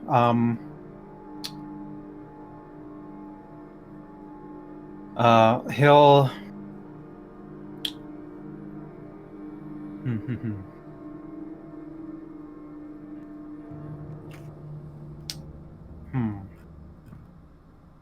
Definitely should have gotten more blood for this. He's going to tell Guy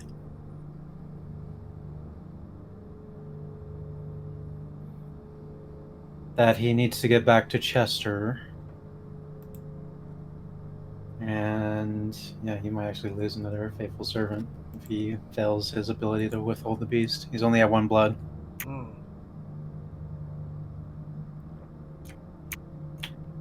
But Did you have enough blood to rise for the night? if it was 5 blood points, yes. Okay. This is his last blood point. His literal last. Yeah. Okay, so It is very difficult for you to concentrate. I have been too long without Vitae. I must get back to Chester. Yes, of course. I only have the 1 horse, my lord.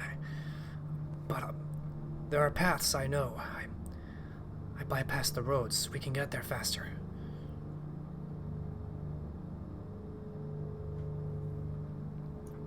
Will you make the ride? It will still be several days and nights. Did you mark any shelters on the way there? I can find some, as I did on the way here. Yes. He nods fervently. You can see the sweat pouring down his face. Good. I desperately need Vitae right now. I must caution you, my lord. There were several patrols on the way in. I was able to evade them, but if we linger or look for people, I do not know if that will go well.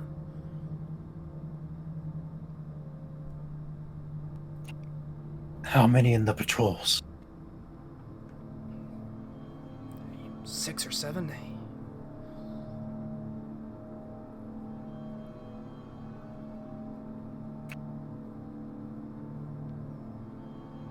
Listen. I cannot last longer than a night. If by some miracle that I do not go into a frenzy and attack you, which I do not want to happen, I need to find some other source of Vitae. I have hunted game in the past, my lord, but you seem uninterested. This time, game will have to do. Along these hidden trails. When I feed, make sure you are far away from me. He nods a couple times. And he helps you up. Come. The horse is nearby. We should leave.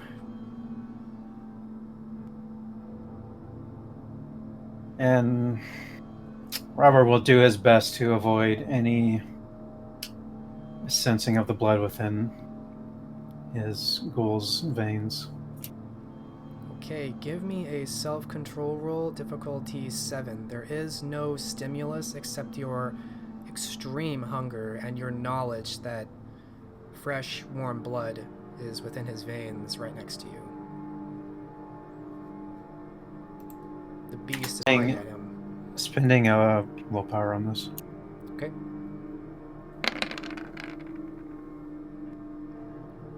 One success only because of your willpower.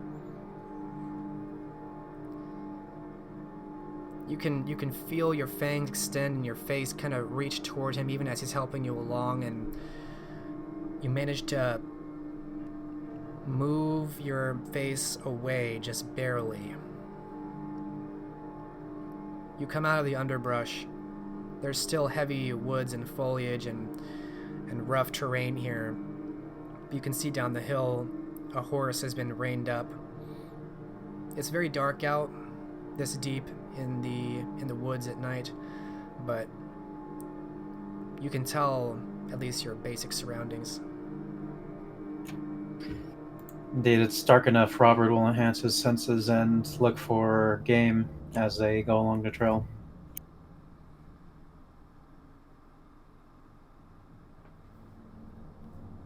Okay.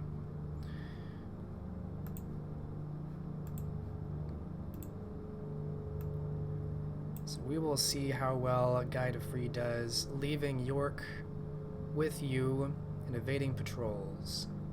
Getting in is one thing, getting out with you is another. Certainly Robert can contribute in some manner.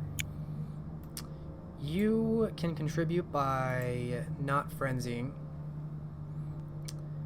and thinking. You got one success on resisting frenzy. There's no new stimuli, so right now you're okay. The slightest provocation could send you into a frenzy, though. Danger, blood, fire. So let's see how well he does.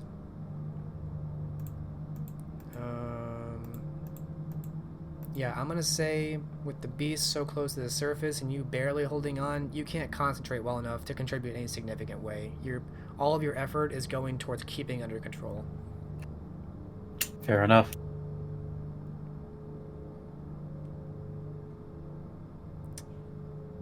So I'm gonna give him a wits survival.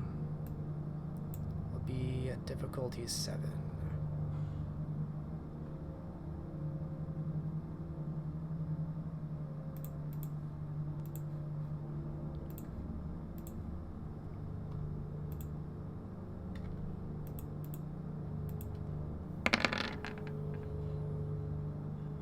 One success. It's close. As you emerge from the woods and go out more into the countryside, the castle above becomes more visible as you start to ride away. You cross over the road. You don't actually follow it as you apparently are going back towards the countryside, as he implied. And you can see maybe a quarter mile away, there look like a few riders. You can see the lights of their torches approaching. But it seems like you go down below a hill just as you suspect they're getting close enough to see you.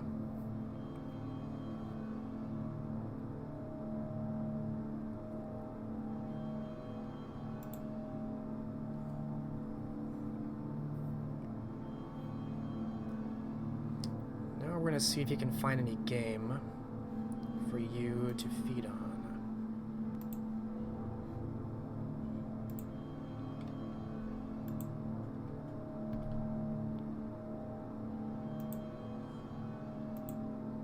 Which out here isn't terribly bad, not nearly as bad as up north in the Orkney Islands.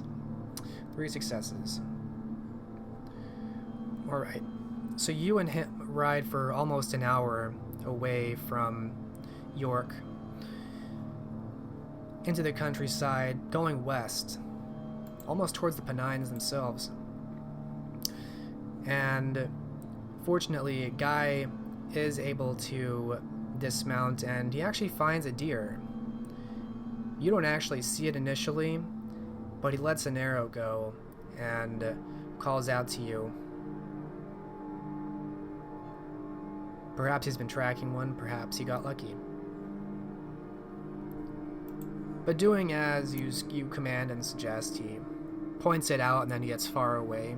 You see a deer. It's still alive. The arrow has pierced its throat, and it seems to have fallen over to the side and is making a horrible retching sound as blood is pooling out of it.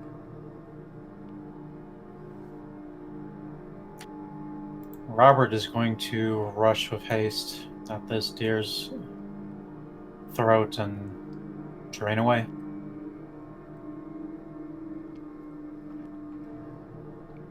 Alright, you will be able to get 5 points of blood back after exsanguinating this fairly large deer. And it doesn't taste very good at all. It reminds you of old, rotten meat, actually. It's not nearly as intoxicating as people are, but it does fulfill you, and your beast is awoken. You feel it more strongly than you have since your time in the Orkney Islands.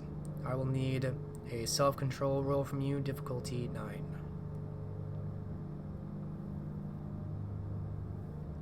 Spending a willpower to not go on a rampage.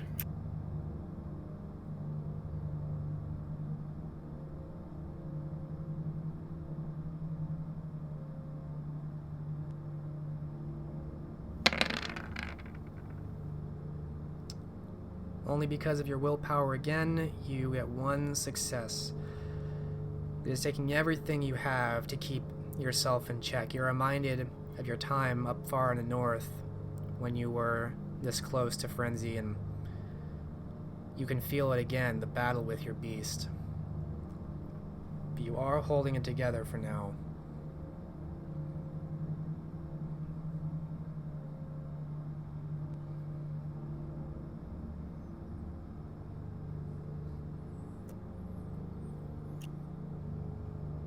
As he begins to regain composure, he'll look for a guy. You see him a good 100 meters away. You can see the torch of his light and the horse nearby. He seems to be watching and waiting to see what happens, or perhaps to flee. He'll give him a wave and begin making his way over slowly. And he'll trot over to you. Was that enough, my lord?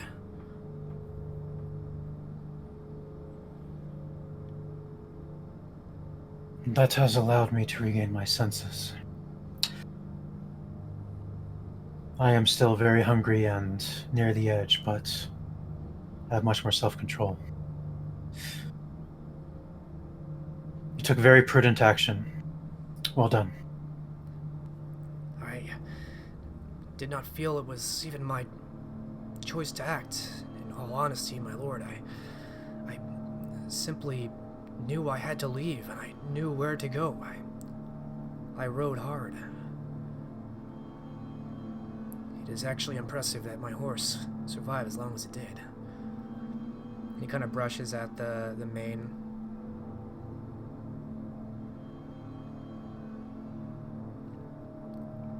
Will you be expecting to be hunted? He looks out into the distance from where you came. Yes. We will be hunted.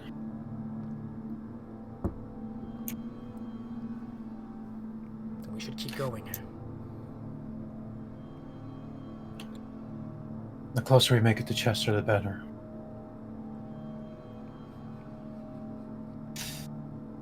Before we go, perhaps we need to at least hide the deer's corpse. Do you think it would leave a trail?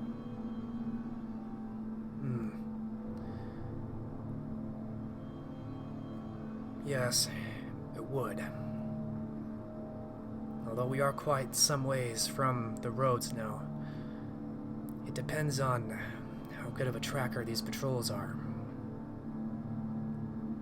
or if they will search the wilds beyond. I would not expect a knight to be coming through this way. But I have learned there are many things I should not expect, and yet I've seen. Quite true.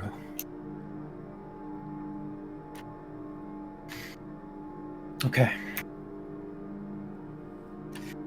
Robert will think of a quick way to at least hide the deer's corpse so it won't be easily spotted. Maybe a hollow of a tree or just like well placed under a rock, something of this nature. Guy will also help you with that.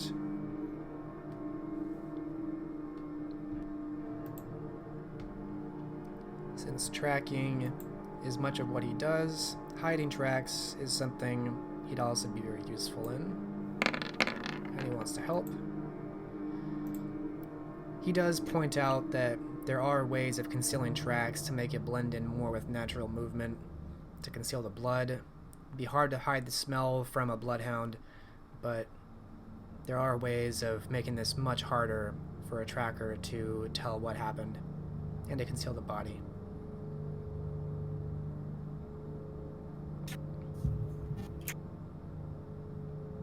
So be it. Robert will go about to doing that and continue on their path. Alright. Soon enough, the two of you are back to writing. And as a testament to Guy's skill, writing at night is difficult enough. Riding at night through very difficult terrain definitely slows him down, but not nearly as much as you think it should. And the two of you ride with a pretty good speed through much of these woods, through sparse, overgrown dirt paths. Continue on. And as he mentioned before, you are eventually brought to makeshift shelters. What you find are kind of like dugouts underneath the roots of trees. They're very cramped, but they do conceal from sunlight. Spiders and worms and other insects make their homes in these places. It gets your cloak ruined, thoroughly dirtied, drenched in mud and water. Things crawl on you. It is very primitive, but it is cover. It is a dwelling to hide from. And it doesn't seem like Guy has much trouble finding berries and game for himself. What's going through Robert's mind as he makes his escape? The dirt piling onto his face and his clothes, the muck and the grime, everything getting ruined, now being hunted.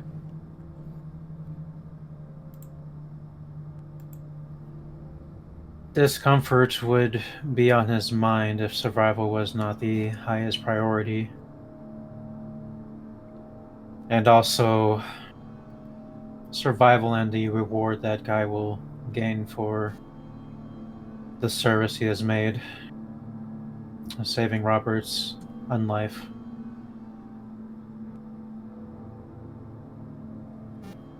But his main focus is to make it back to Chester and to the court of Barbaros. All right.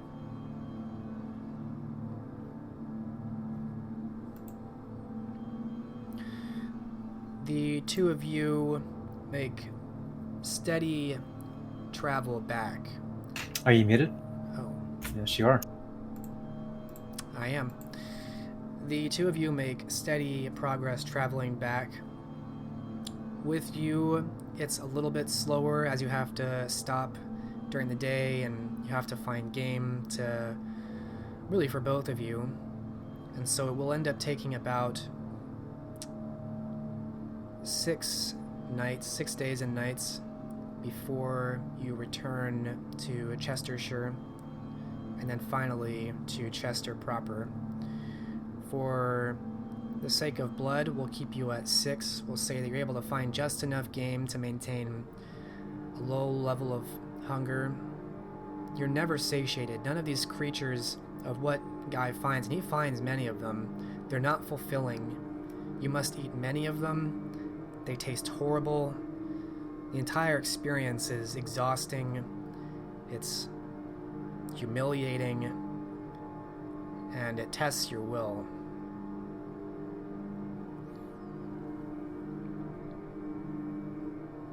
But eventually you make it.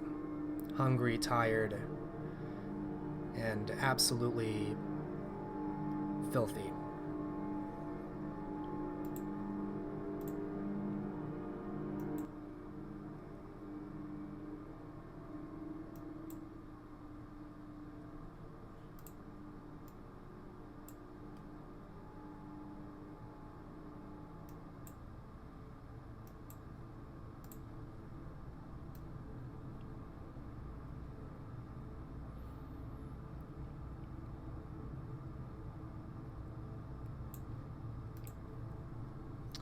So around mid-October 1456, you finally pull yourselves into the walls of Chester.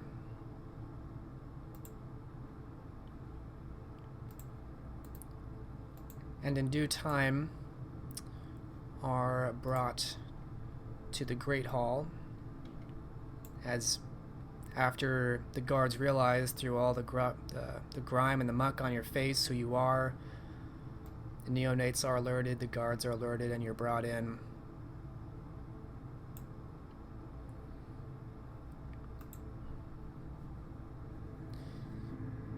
You can see that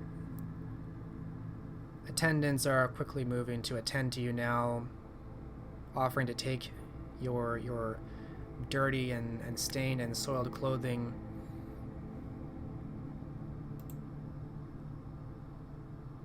Guy is just as dirty as you, and he looks even more tired. His face is gaunt and long and drawn out, a little bit pale even. His eyes are a bit sunken. You realize he's been going non-stop for almost 2 weeks now.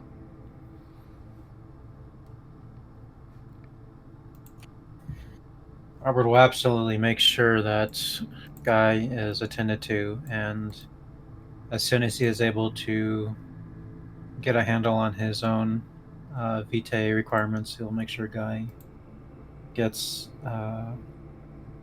vitae of his own.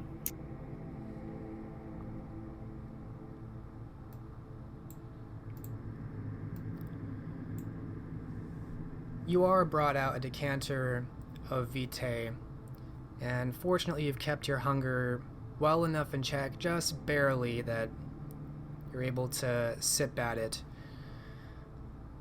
Although the sip becomes slurping and then slopping up and drinking quickly. You're not going into full frenzy, but you find yourself agreeing enough with the beast to not make this look pretty. And as you're finishing one of these goblets of vitae, you see the familiar face of Magister Tredian Swift enter.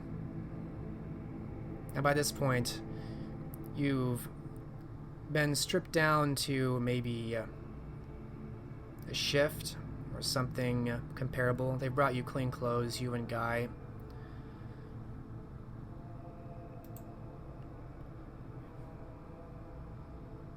Lord de Vere, you look quite out of sorts.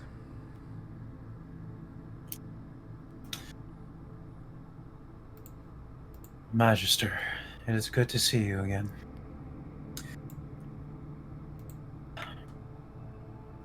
Indeed. Getting here was of the utmost difficult. We have heard concerning news.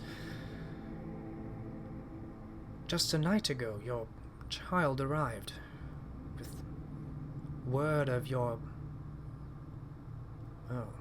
of the debacle in York. Surely Albert is here. He did. He arrived just a night ago.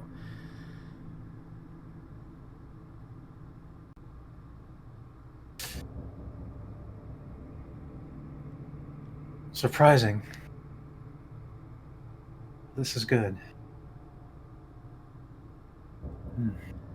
Last we heard, we had sent you to London with hopes of success, and it sounds as though perhaps did not go as planned. I trust you've received my letter. Indeed. In response to your letter, Sir Isaac Lavelle has been dispatched with a company of knights. They should be in Yorkshire presently, assisting the Percys. It is a good advantage to take with Ragnar distracted. We can turn the tide of these families to our advantage. Very good. I'm glad appropriate action was allowed with early warning. Had we known of your dire straits, we would have sent help ourselves, though it looks as though you have help of your own.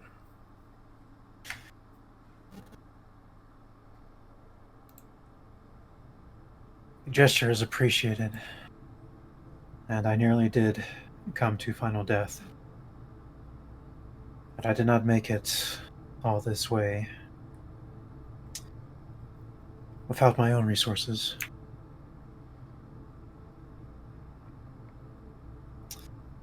I was this close in Ragnar's court, looking death in the face.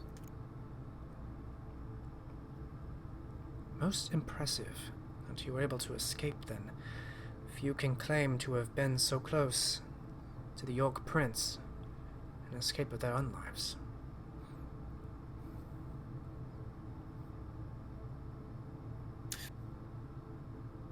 Hopefully such a thing will not have to happen again. I should think not. After tonight, there will be no question of the hostilities returned. Of course, the Prince of Chester has been alerted to the news. He will be here to join us shortly.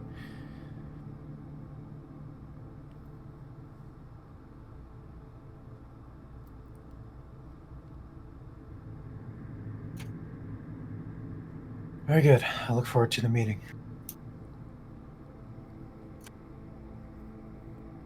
There was one other interest I had. We had an asset, or connection to an asset in York.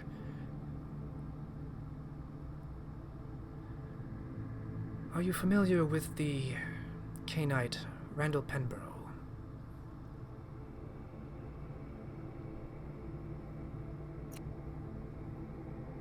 I am. I have not seen him for some time. I trust information has stopped being relayed after what has transpired.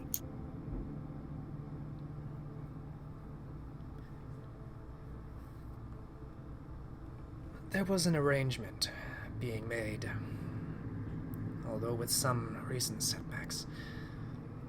I had hoped to hear news of his activity, but I suspect perhaps it is as perilous as yours nearly was.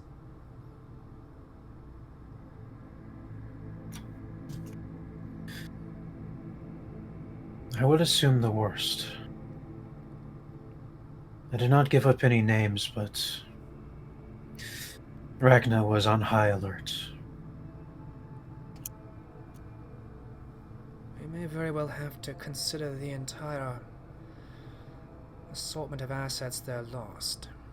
Unfortunate, it takes some time to find such resources. But no matter.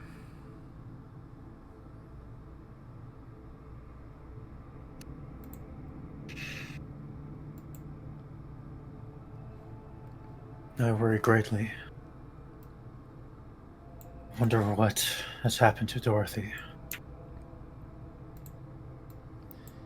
And it's around this time you hear the footsteps of stone on polished tile, and you see Prince Barbaros enter the Great Hall. Ah, there he is. My new knight, my most prized member of my knights. My lord, Robert will give a deep bow. It's good to be back within your halls. Haha.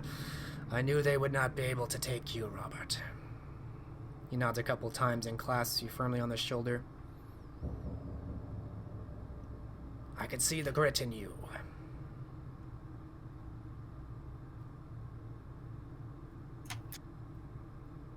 Truly, I try so hard to hide it. Ah, but I am perceptive. I have been updated to the events. Regarding Dorothy and the lot, I expect all of them to be long gone. Ragnar will not tolerate this. She'll make examples of them, as she would have you.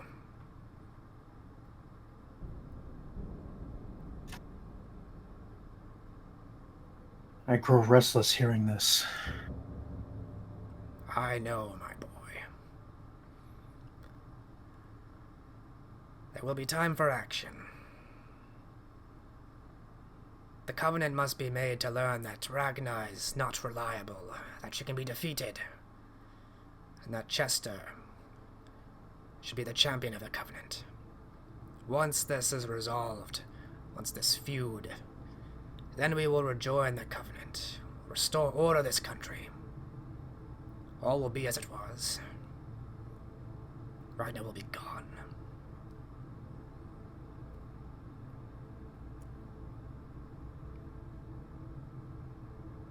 That is the hope.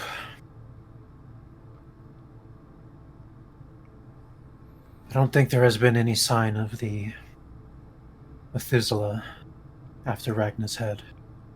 Ah, unfortunate. But even the rumor seems to have distracted her. We have taken this advantage. Isaac Lavelle right now leads a well-armed contingent of my forces. We will crush the Nevilles while Ragnar is distracted. The Yorkists will lose valuable assets there. He nods a couple times to himself.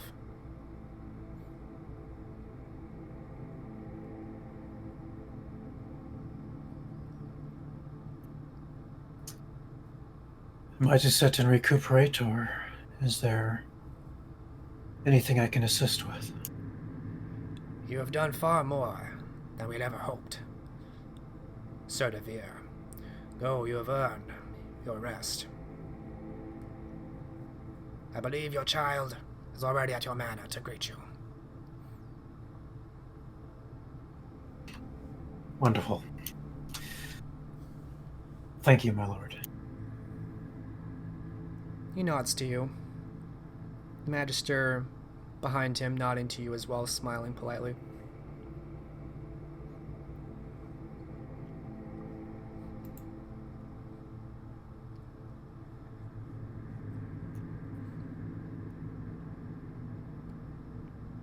Robert will once again give them a bow as they're leaving, and he'll gather his things and return to his manor. Yes, by the end of this conversation, as you make to leave, the attendants return, not with your clothes, but with new and fresh clothes.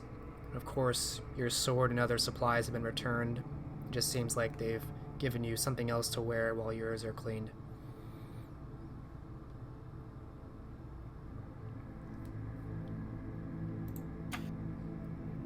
And he'll don the new garb and head out. Alright. You don the new clothing and note that the The black tunic you don has a fine red rose embroidered near the breast, as does the one that Guide to Free wears. He slogs along behind you. You can note now a bit of a limp in his step. He still looks quite exhausted and hasn't actually gotten up from his chair until just now. I did not know Guy was there. He'll certainly go about giving Guy the much desired reward and reinvigorating vitae.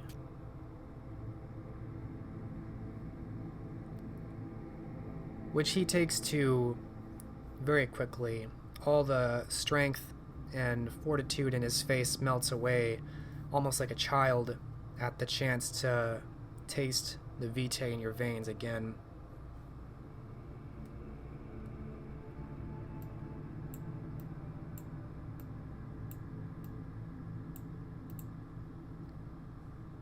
He does seem quite a bit reinvigorated afterwards. For all intents and purposes, we'll say that you can consider yourself at 1 less than maximum after all this in blood pool. All right. And you depart.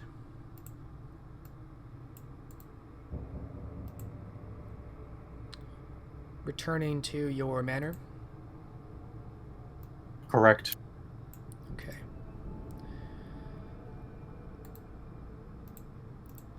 You only briefly got to see the manor you were given. Give me 1 moment.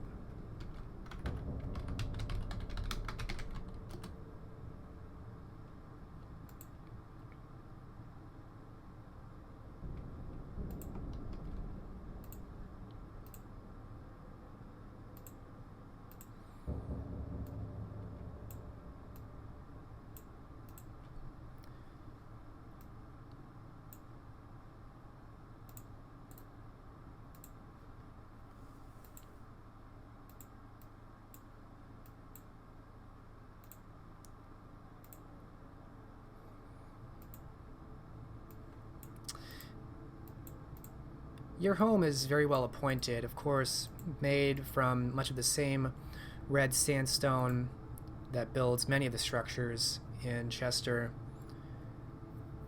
It appears to be a 2-story building, kind of in an L shape, with a very nice arched doorway, double wooden doors,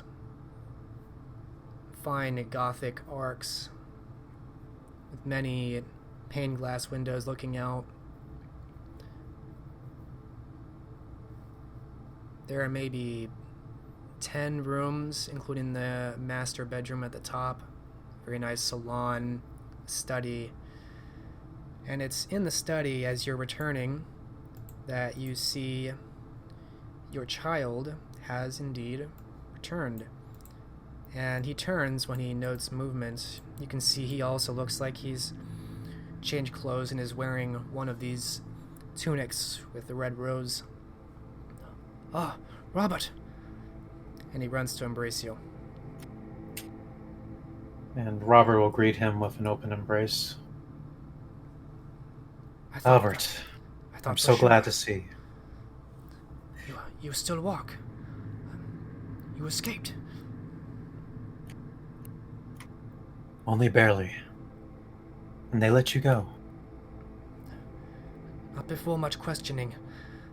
Ragnar wished to know as many details as she could, and then she banished me. She said I had until dawn, and she said I would be destroyed if I stayed. I fled.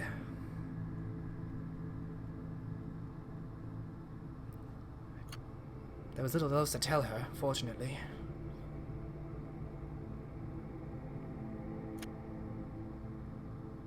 Even now, she is merciful.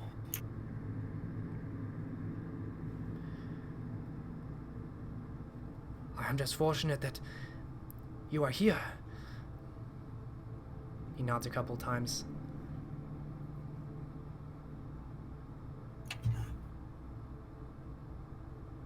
Only barely.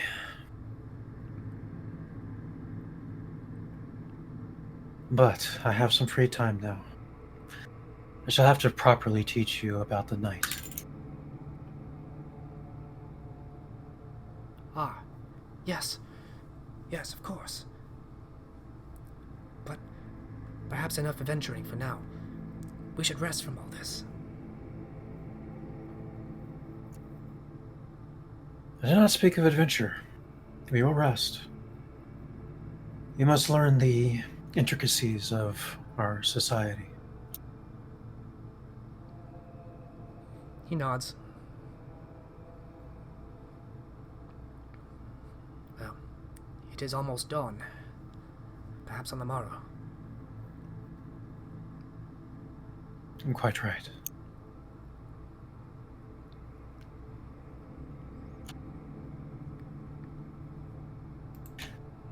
Sleep well, Albert. He smiles, looking to you.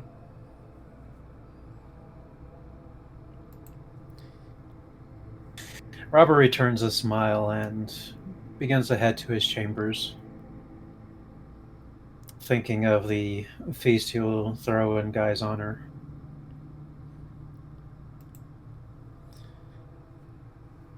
You are later greeted by very pregnant Heather Hurley as well, who also seems very pleased to see you, her hands often resting on the bump in her belly. But seeing that it is almost dawn and you are going to rest, she does not bother you very long. It seems that all of your companions are here under one roof.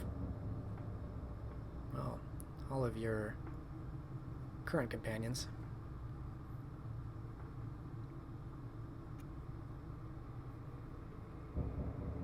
Brings back happy memories for Robert.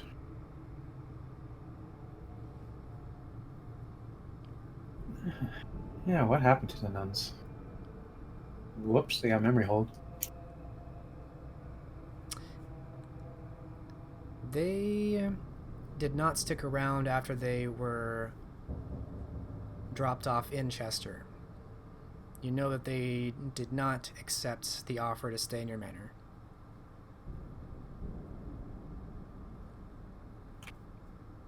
Okay. Perhaps not a great surprise after their ordeal. Not surprised at all. That they even know where his manor is troublesome, but okay. You don't think that they know. It's more of just when you return, there were decisions made, and they had no interest in being with you at all.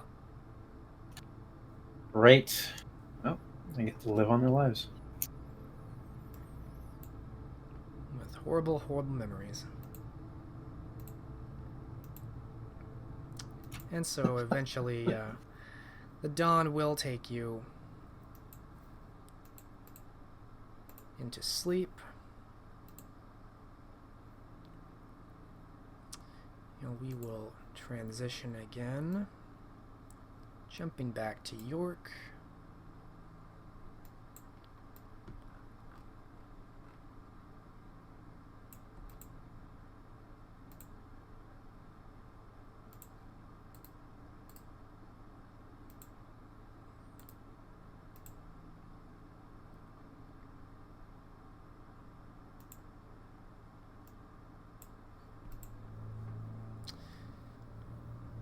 So we are back to around mid-October 1456 in the city of York, where Nicholas Talisi and Elenid still reside in the aftermath of the dispatching of the Cabal seeking to undermine Ragna. You are informed, all of you, including Elenid, that both Anselmus and Dorothy were put to the stake and set to face the eastward rising sun about a mile east of the city, away from Kine Eyes.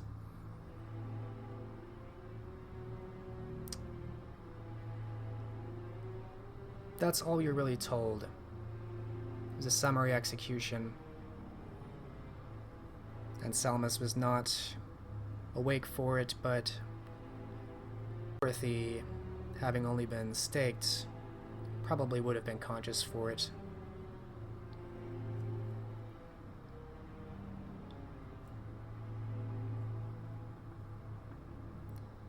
Otherwise, little else has changed. It is still anticipated that something will come to the city, possibly soon. Ragna seems to have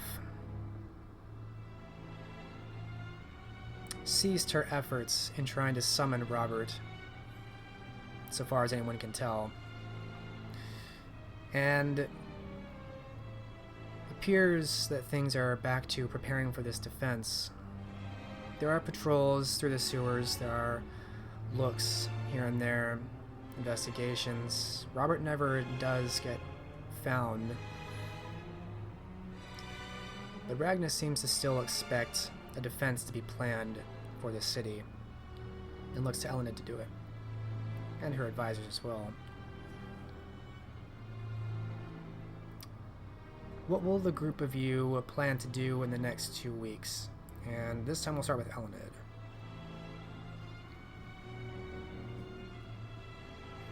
Do her job, make as proper a plan as she can.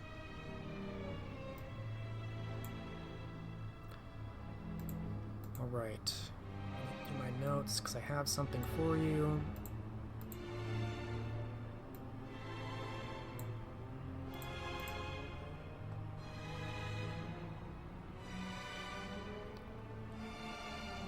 Alright, so I have one way in which you can kind of streamline your plan. I made a little map.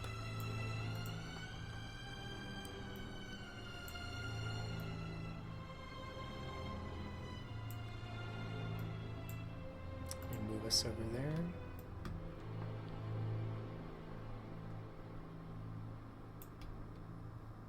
So this is the map screen we used before at the first official battle. If you keep scrolling down, there's another area. Pretty much everything under reserves is considered a new, we'll call it page. So there's 4 pictures you should see, and this is basically my simplified version of planning for you. The first area you could deploy soldiers at is in the countryside, just outside the walls of York. The second would be the urban environment of York itself, the cityscape. This is going down in descending order. The third would be the castle fortifications, the keep, battlements, and then finally the Great Hall throne itself at the bottom. And you do have these forces on the right, which I think you should be able to see. And different environments will have different benefits and drawbacks. Some of these areas you can put and deploy a lot more soldiers. The area outside the York proper, the countryside, you could deploy pretty much all of your forces out there to stop enemies from coming in, whereas the interior would have other advantages like flank securing or having areas so tight that your men could swarm and pin down independent combatants. And so this would kind of become almost like three-dimensional chess. Different battles or possible battles in different arenas. Does that make sense? It does. And you don't have to use this system. This is just an idea I came up with. If you think something outside the box, I'm totally open to hearing it. Otherwise, this is a tool you can use, but don't feel like this is what you're restricted to.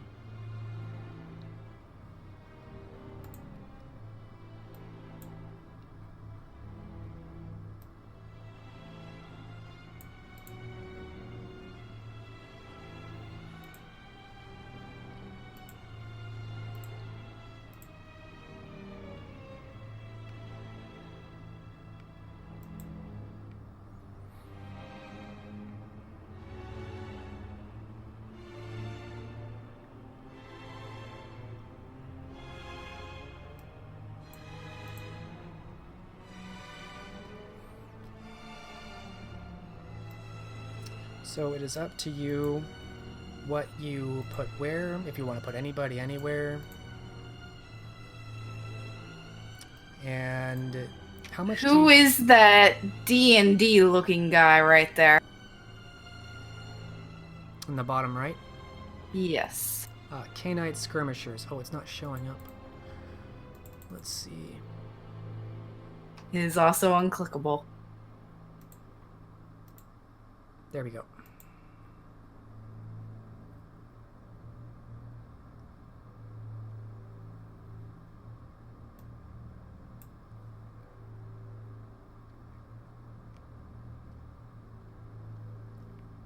And just as a refresher, these are just units, so 1 unit of archer is actually like 500 archers, 1,000 swordsmen. I think it's 100 light cavalry, 10 ghoul knights, 10 K-knights.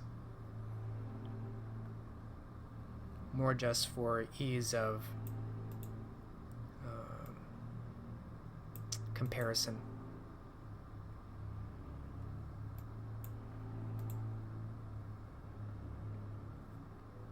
And like I said, this is just a tool. You don't have to use it.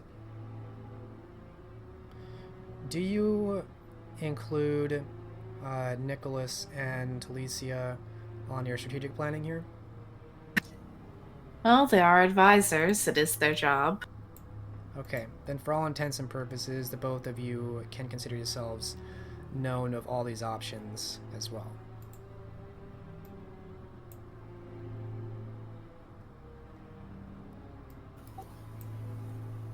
Talicia would advocate putting light cavalry and spearmen inside the city walls proper. The swordsmen and K-knight cavalry or skirmishers inside the castle walls, along with the archers.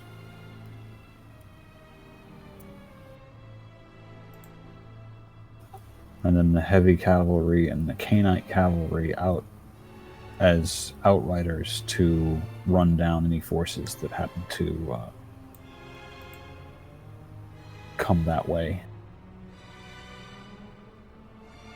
Hold the peasants in reserve.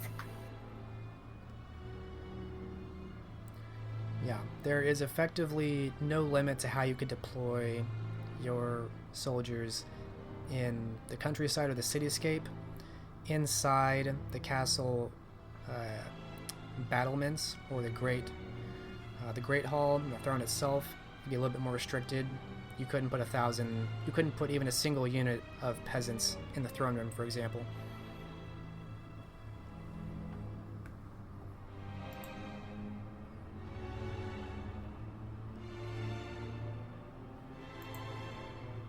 I should note in this case that Nicholas is staying much out of it. He knows nothing of war. But he is watching with interest.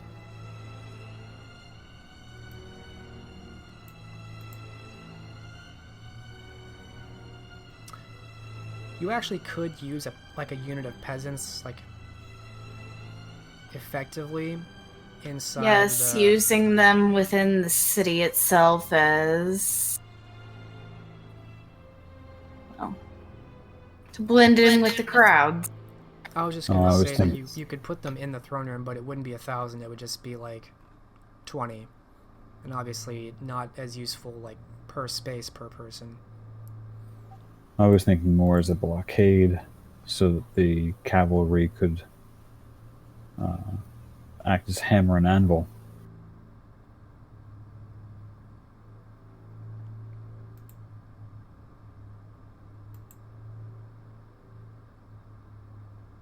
You are also welcome to ask questions, as maybe Elenid would know things that you wouldn't know, or if you want clarification, anything.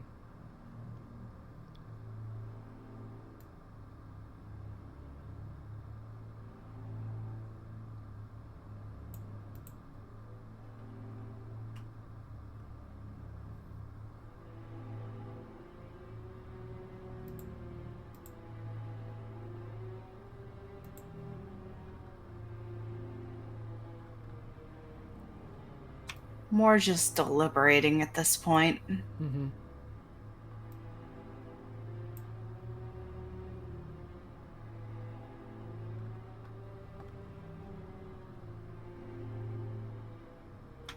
But I do agree a set of heavy and light cavalry does need to be on the outside of the city, if for just in case there's a conflict there, and given they have horses, they would be fast enough to send back word if worse comes to worse.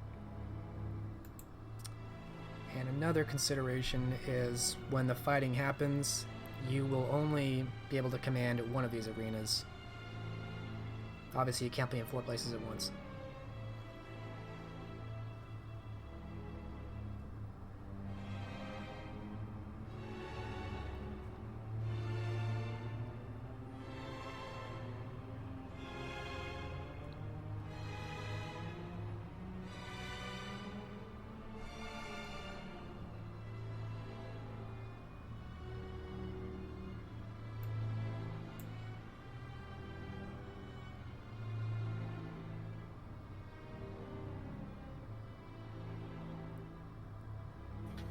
What is the capacity each of these areas could hold as far as troops are concerned?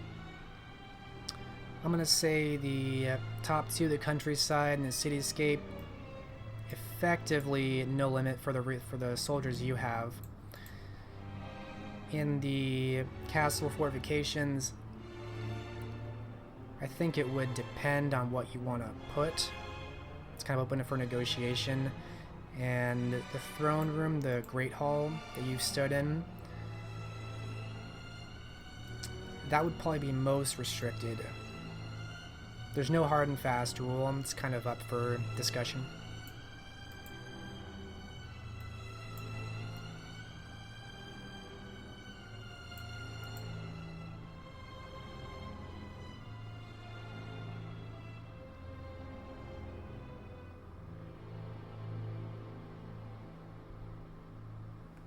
It's a combination of rules that have existed through supplementary books and a little bit of modification for this situation, which isn't really considered in that book.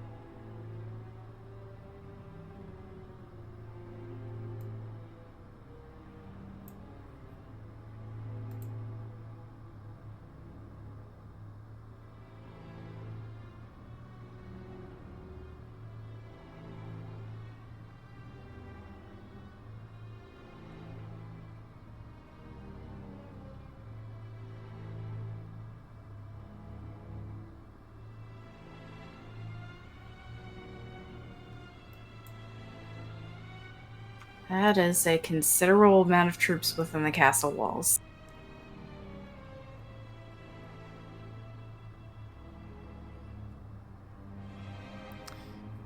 Yeah, I'd say that'd be a little tight.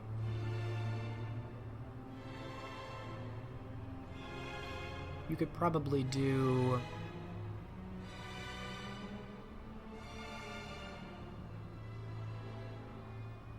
three of those units within the castle walls. Although you do have the advantage of it being confined quarters, so if you're not expecting many, then you might have an advantage in swarming. I'm giving that to you freely because you have very high dice in tactics.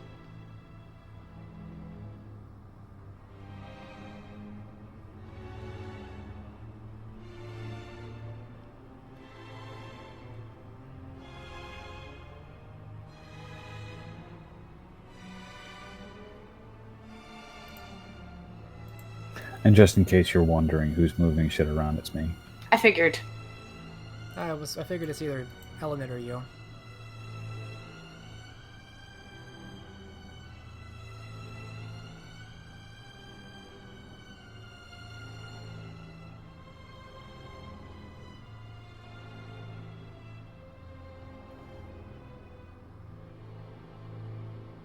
For outside the city, it's nice to have something out there, but there's too much ground to cover and too many what-if scenarios for approach.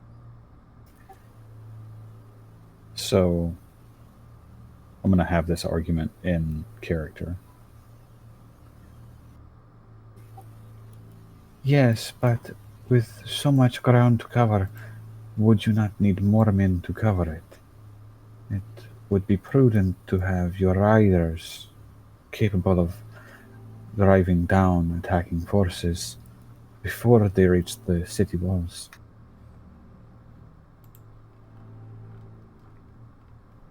Indeed, before they reach bow range.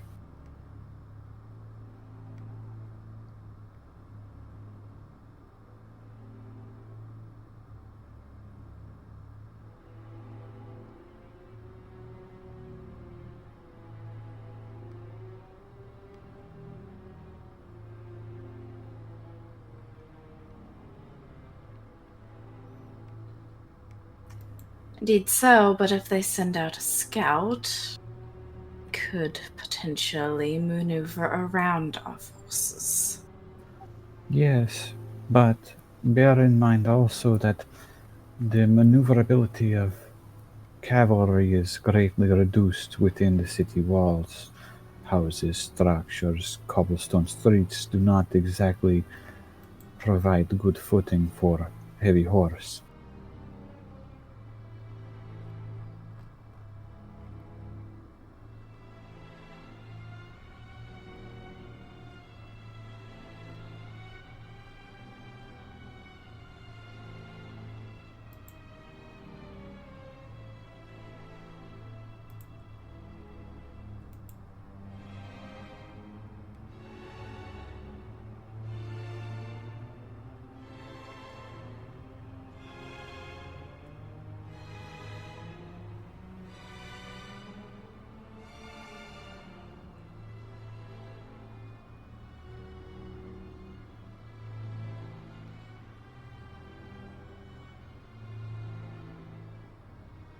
If it would make you feel better, the archers could be using flaming arrows in the hopes that it inspires the red fear in the attacker.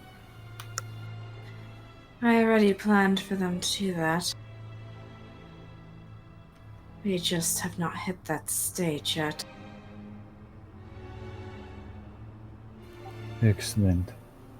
Then it would be advantageous to gain the greatest benefit to have your spears either within a highly defensible location or in a position to aid any cavalry that you do choose to station within the city.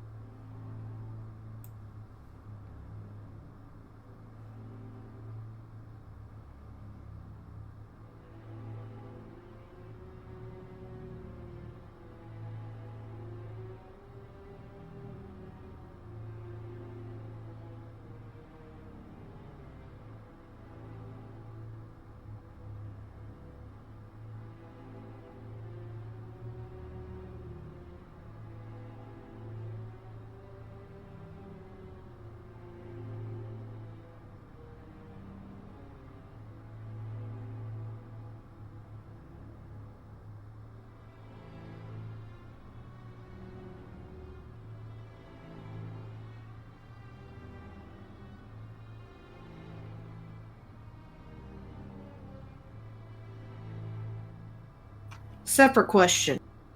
Would that be enough forces within city walls to unsettle the populace?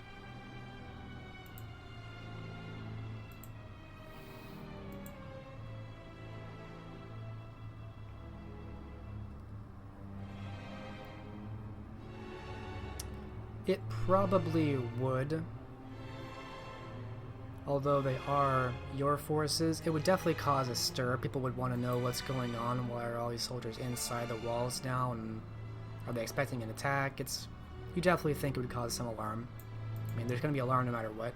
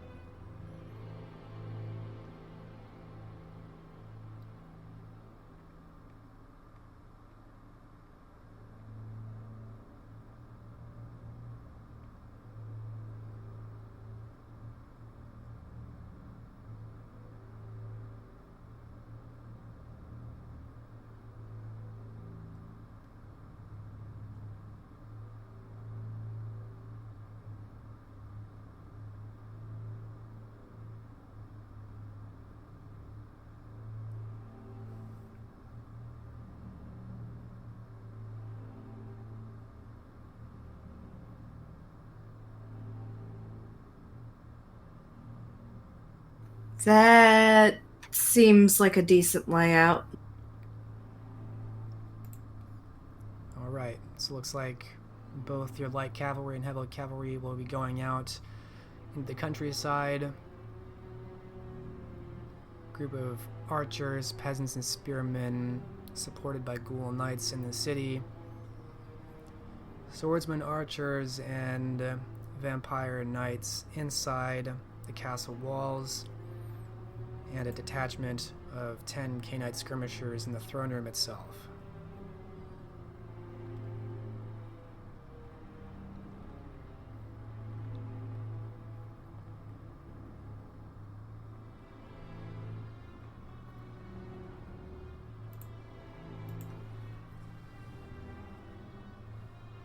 Is that your final answer?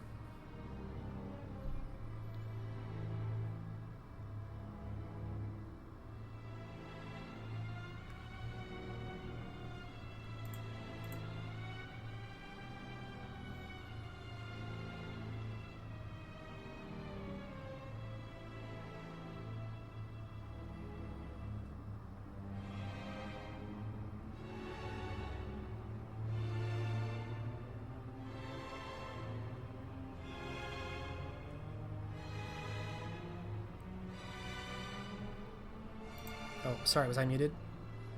Yes. Yes. Oh my gosh. Ah. Well, I'm not saying all that again. Looks reasonable to me. Is that your final choice? I am just debating if I should toss some from the city patrol into reserves just in case.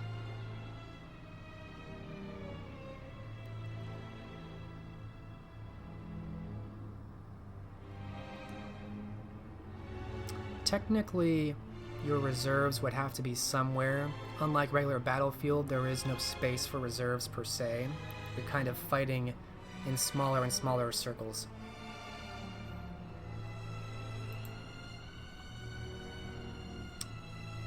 No, they're still going to be part of the city patrol. It's more cutting down the amount of numbers walking around. Oh, I see what you mean. Help tone down the outcry the civilians may have. So more holding them in ready reserve rather than having them on active patrol. Yes. There's still going to be some people in active patrol, but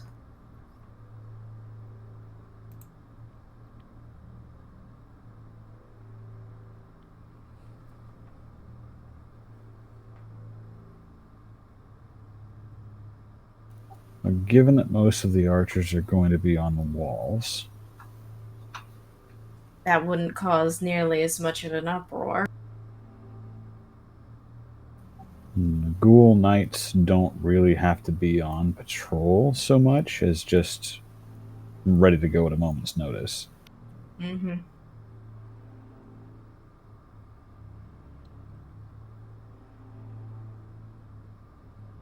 Same with the peasants.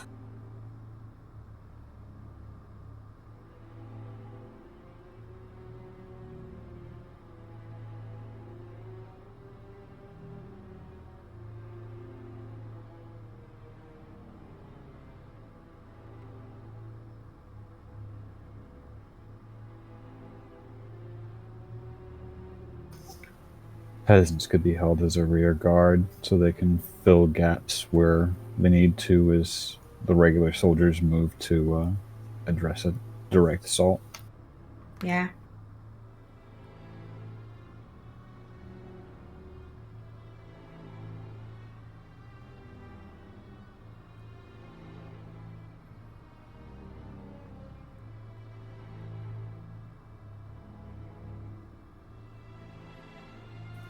Which I feel like pretty much addresses most of your concern. Will there be a few Yeah, extra because spearmen the on way we foot? have it right now, that'd be 3,050 people on patrol.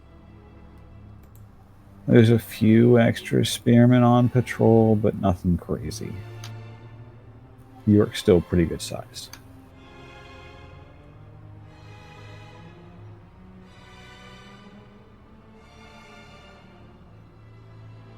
That would still be 2,500. I wouldn't go shifting too much, personally. Yeah.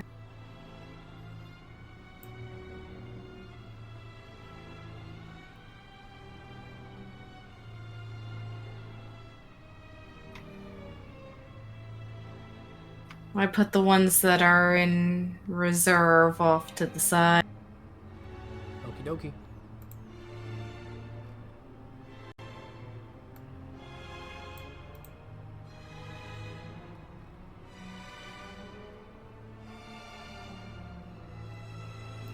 And then the last question is, who is commanding each field?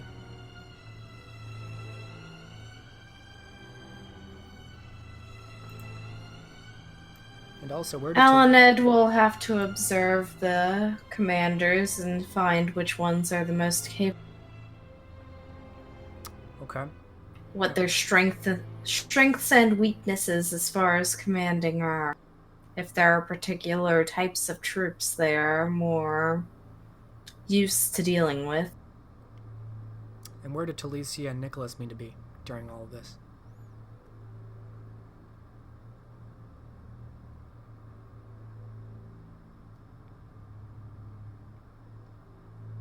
Talise is going to be inside the castle walls.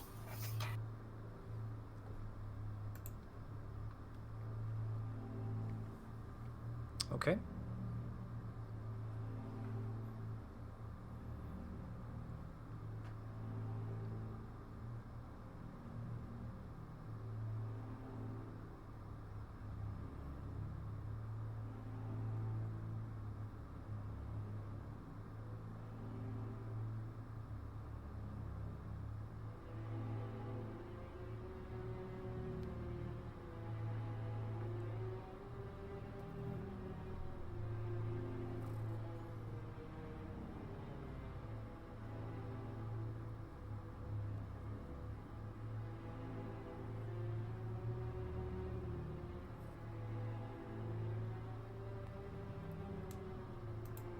I don't think I heard from Nicholas. Oh, Nicholas is going to be inside the city as well. Alright, patrolling around the city. Yeah, Okay. they'll need his eyes. Sounds good. Regarding the captains, let me remind myself. You have a captain from Bristol, Lincoln, and Canterbury. Give me a intelligence leadership roll, difficulty 6. Determine your strengths and weaknesses here. Oh boy, I have a specialty for that.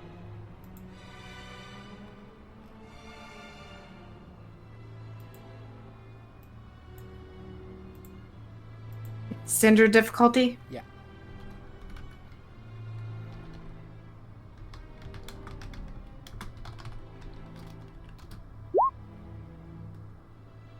My specialty is military for leadership. That will apply.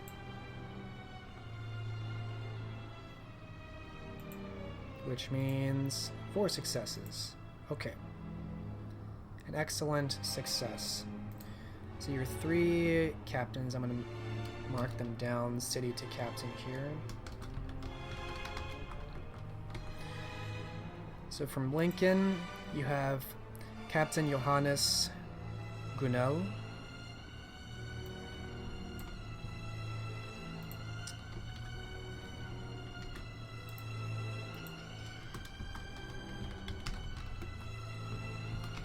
From Canterbury, you have Talbot Beauvais, Captain Talbot Beauvais.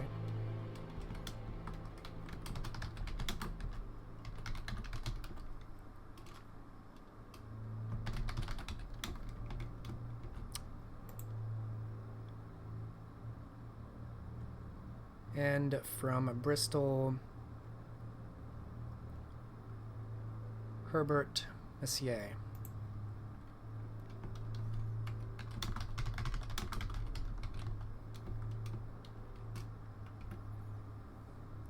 With 4 successes, you will learn that Captain Gunell from Lincoln is most experienced with cavalry and outriders.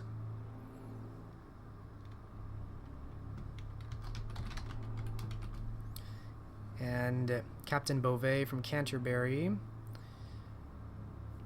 was a captain of the guard and has experience with infantry.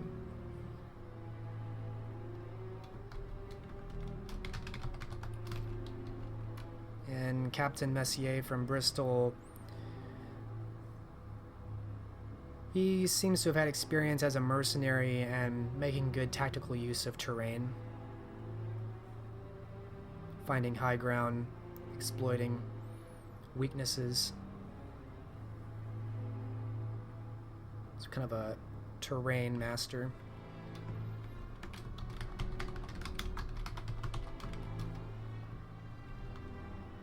That's the rough approximation of their strengths.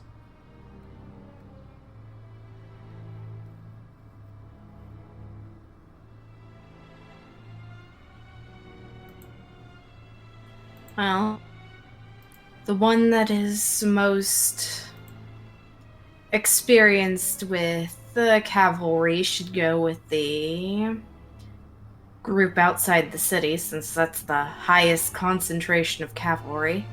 Okay.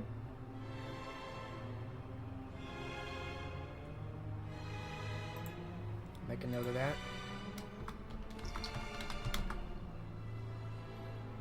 For the one experienced with terrain, is that just terrain as far as the outdoors are concerned, or? For the most part, but he's been in sieges, so he knows the terrains of cities and urban environments as well.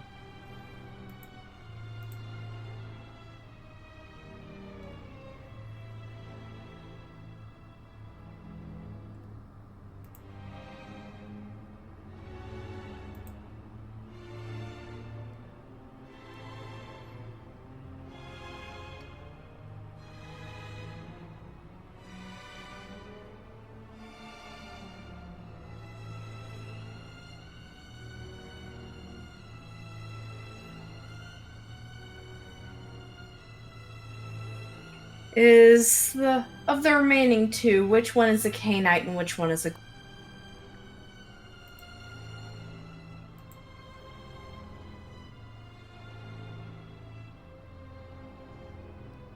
As a reminder. Captain Talbot Beauvais is a ghoul. That is the infantry master. The terrain master is a Cainite from Bristol. That's Captain Messier.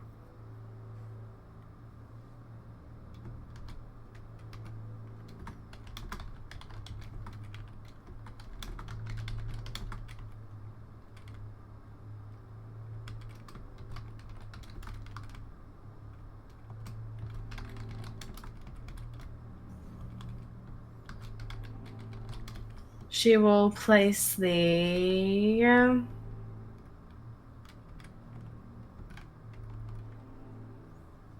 From her approximation, how well would the terrain master do inside castle wall?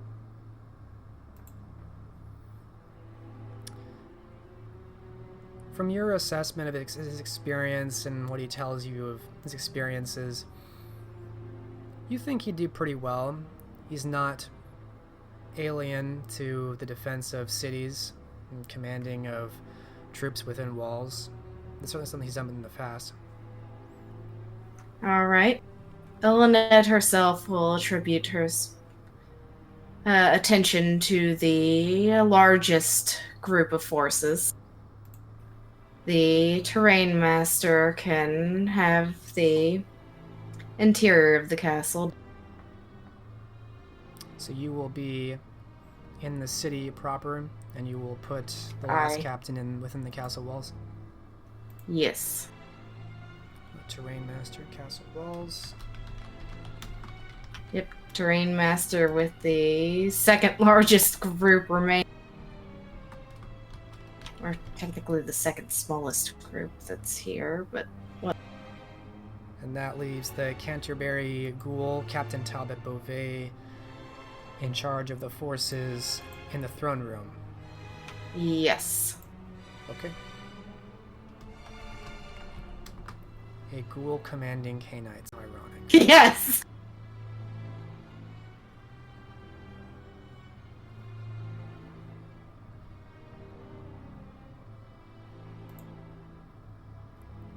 Alright. You will be in the city. Okay. Makes sense.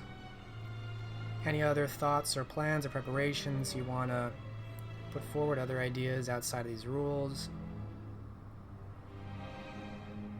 Or tools, I should say.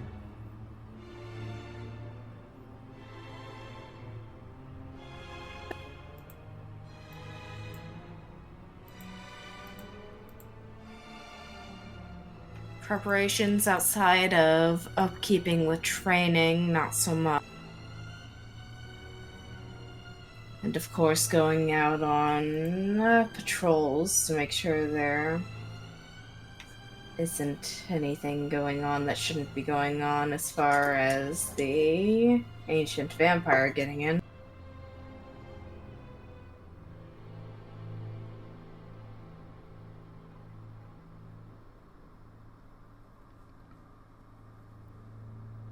Alright, so nothing otherwise specifically. Archers get to use flaming arrows. Except for the ones within the castle, because that's gonna be very, very bad with the closed quarters. Alright, so you want archers firing flaming arrows inside the city? Well, from the city walls, I think she means. Yes, from the city walls.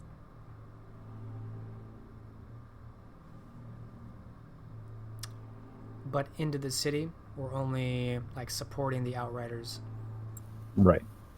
The second one. Only when supporting the ones outside the city. We do not want to set the city ablaze.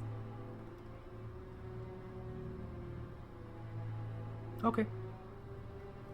Makes sense. They'll be a little bit less accurate, but they're volleys of arrows.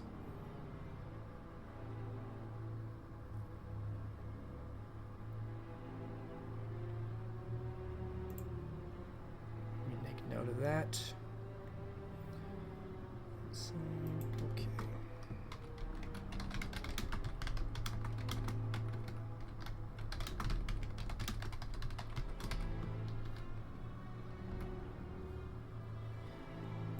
All right. I think I have everything. And for Nicholas and Talicia, any other downtime things you want to do in the next couple weeks? As plans are made, captains are assigned soldiers, you see how plans are coming along.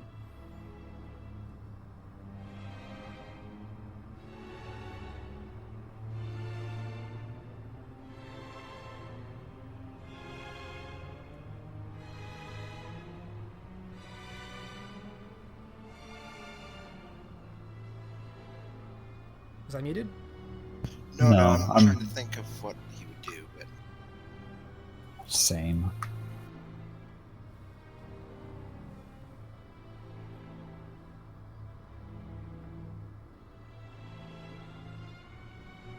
I guess the least that he could do is act as an advanced scout. He can travel astrally to see if he can find the oncoming forces. It's going to drain his willpower to do so, so he'll only do it a couple times. Talicia will prepare. Actually, as much as she can, because she's definitely expecting a Methuselah to come with forces. She's going to put Ward versus Ghoul on as many weapons as she can, and also prepare Extinguish the Ritual.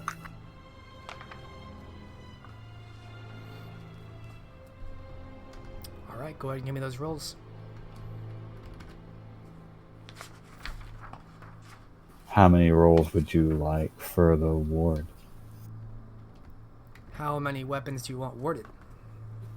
As many as you let me. You're not gonna get that on a battalion of 1,000 peasants or anything. No, but maybe the swordsman inside the castle. So only 500 rituals then. So you want me to roll 500 times?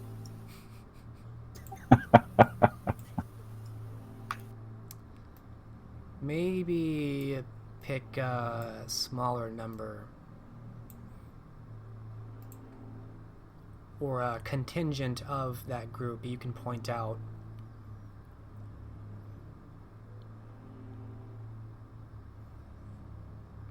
Because what is that? Doesn't that cost blood each time? I don't believe that it costs blood. Let me double check. Ward versus Ghoul. Most rituals don't, actually. And for this astral projection, it is perception plus awareness difficulty of 7 for nearby and 9 for far away. So where would you put it? Let's see, I'm looking at it now. Soul's Flight, spend a willpower, intelligence, awareness. You are doing Soul's Flight, right? Yes, I am actually looking at an older version, it looks like. So yes, intelligence plus awareness. Difficulty should reflect the character's ability to bring up the place clearly in her imagination. Place in sight difficulty 4. Place distant but familiar 6. Let's see.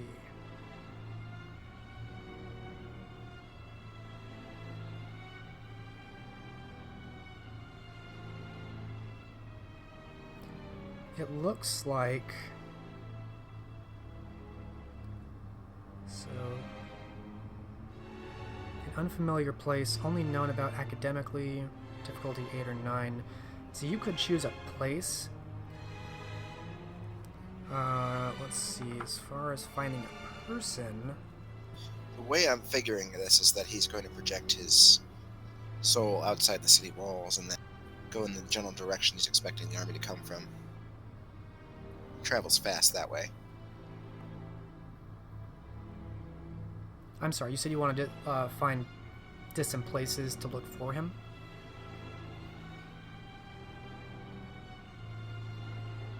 I'm planning on following the most likely line to the city walls that he's going to follow. I see. And kind of intercept him astrally. Yes, I'm not going to make my presence known. He might be able to see me anyway, but I just want to know what they're up to, how many they have, etc. Okay.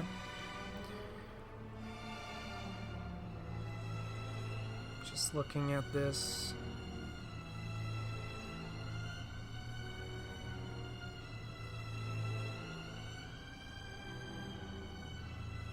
So actually, Far Sense is an ability. It's separate. It's just a different. It's a level 6 aspects, but you can still use Soul's Flight to astral project in really anywhere. So that's what I mean. Actually leaving his body and flying in that direction. Yeah. See if he can find them. So I would say the distance you want to go will change the difficulty. If you just want to scout to the area that these outriders would be concerned about, I would say difficulty 5. If you want to reach the Orkney Islands, difficulty 9. And maybe Scotland would be difficulty... Oh, from here... difficulty 8. And kind of the land between Scotland and York, difficulty 7.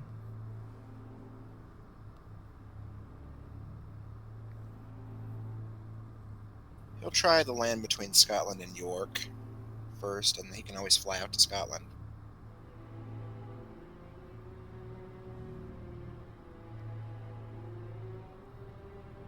Okay. So yeah, that'll be difficulty 7 then. And that is intelligence awareness.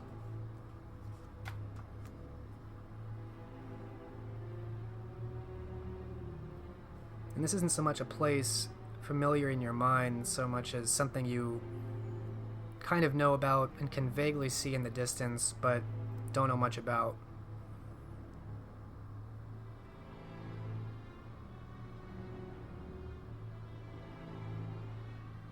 The road she has made.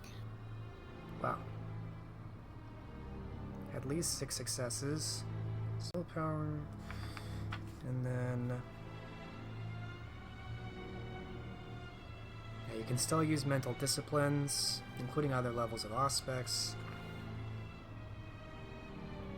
Which you will, of course. He'll need his heightened senses in the nighttime. And Especially in places with no light. at incredible speed.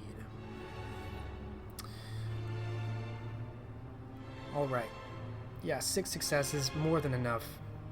Your body becomes torpid and lifeless as you extend your senses and feel this kind of cold lightness, this tranquility about yourself as you extend out.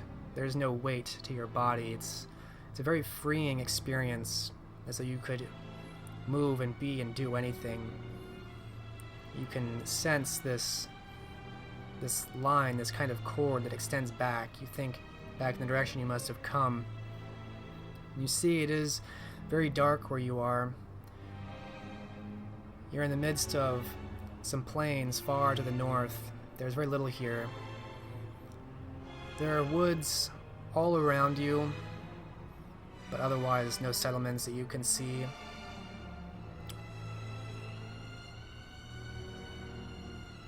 Now what you're finding, or what you're looking for, it's kind of like looking for a needle in a haystack, but given your levels of aspects, you might be able to find it more easily than others. Let me see here.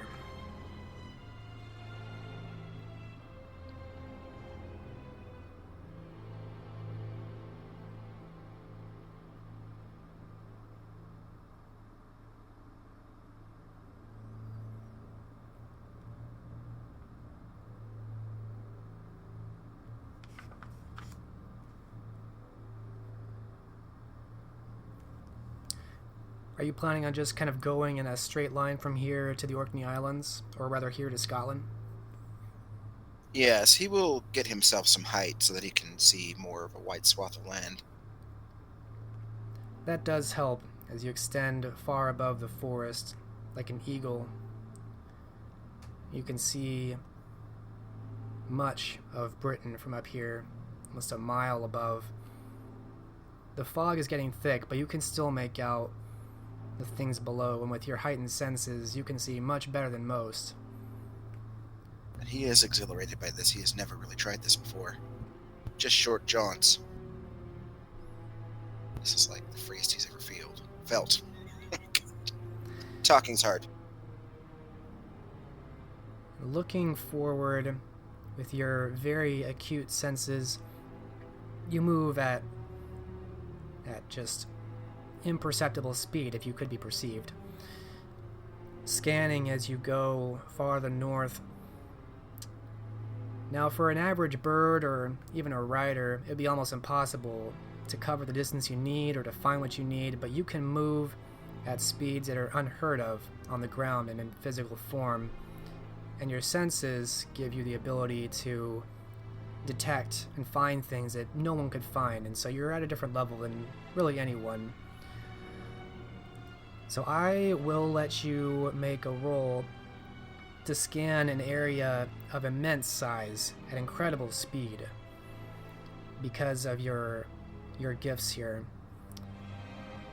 Give me a perception investigation.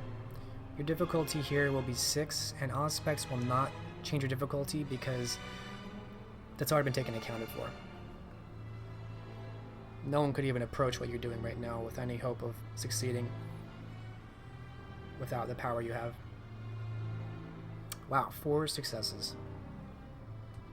Okay.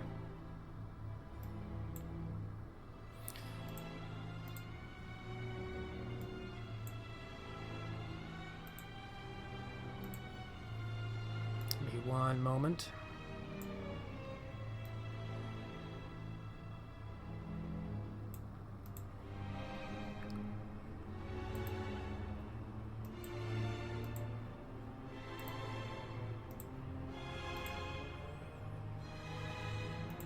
Maybe more than one moment. Hadn't expected you to do this. But you love when players do that. I do.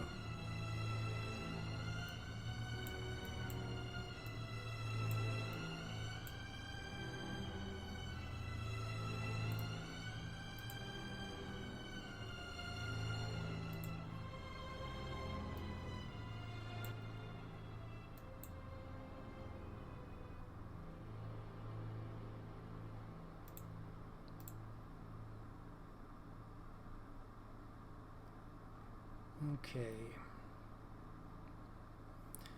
So you're scanning and moving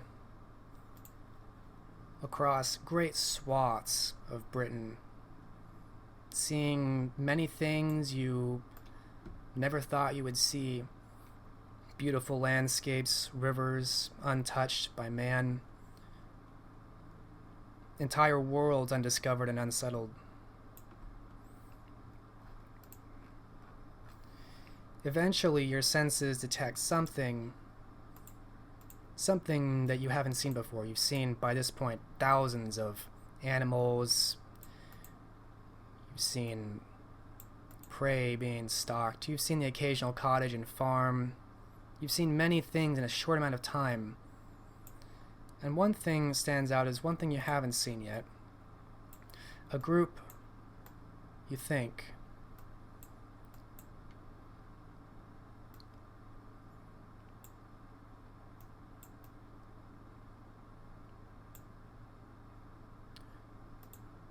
you focus in on one place deep in the woods. It is just south of Scotland, just south of Hadrian's Wall.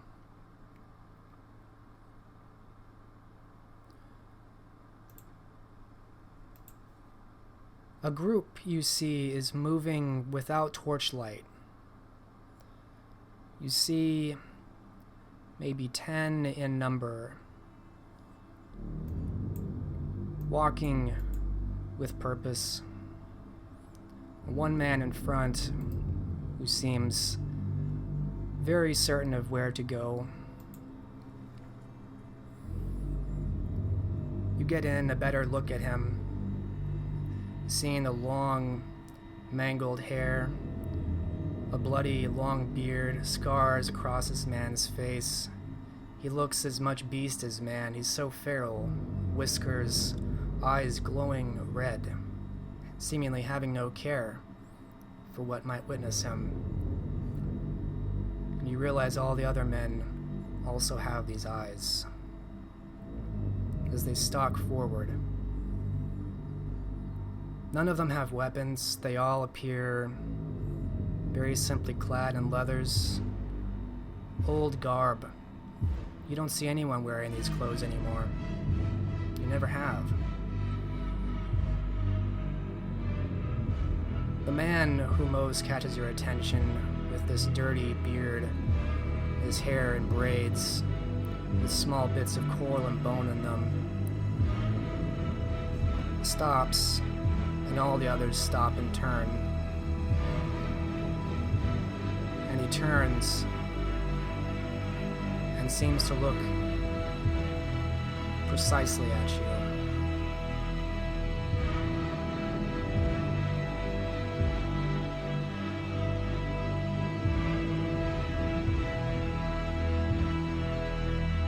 Nicholas is not afraid, he's more intrigued. He had a feeling this might happen. So he will pause and let the men regard him.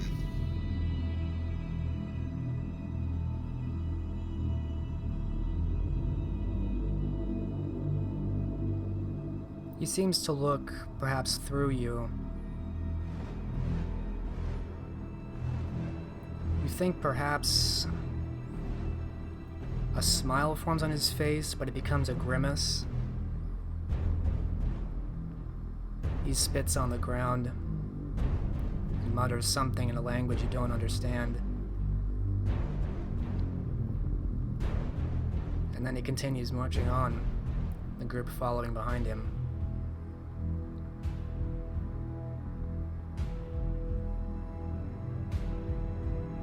Nicholas will take flight then to get kind of an idea of where he is in the scheme of this entire continent. Following the line of his silver cord if he needs to back to the castle.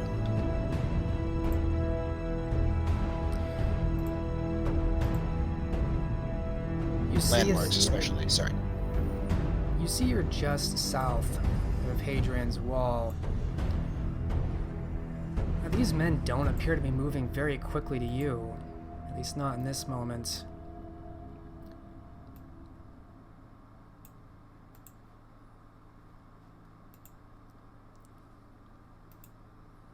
But they aren't that far away.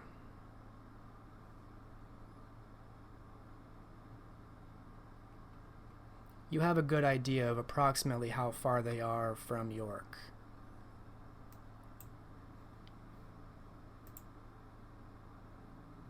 He's got all the information he needs then. He will return to his body as quick as he may.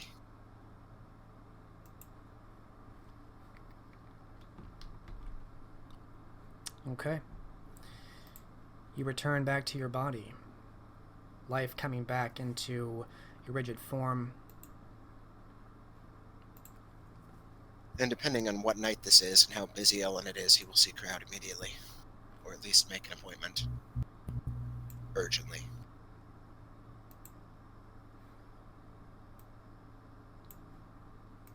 Okay. We'll take note of that.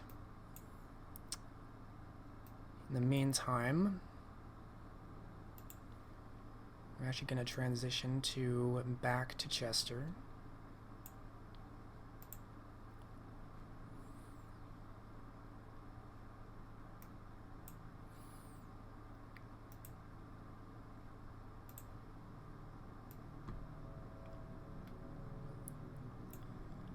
Robert, I will need from you an awakening roll.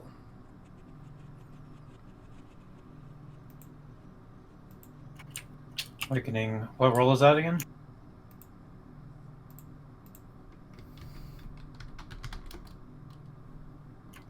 Oh, path.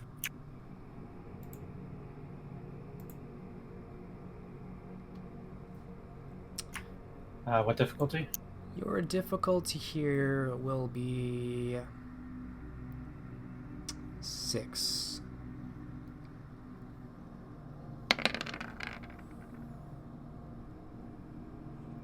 3 successes. You roll very well. Give me one moment. I make some rolls myself.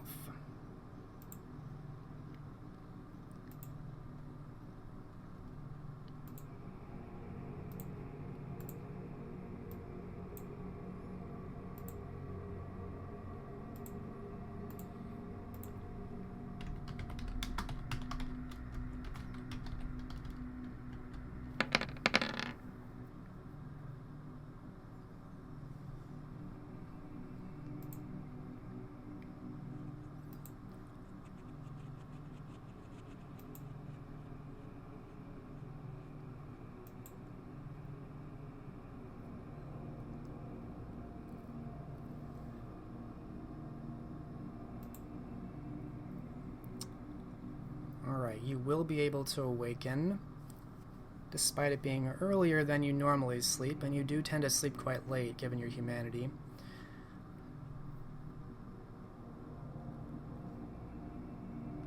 So now we'll just need a Wits Alertness standard difficulty.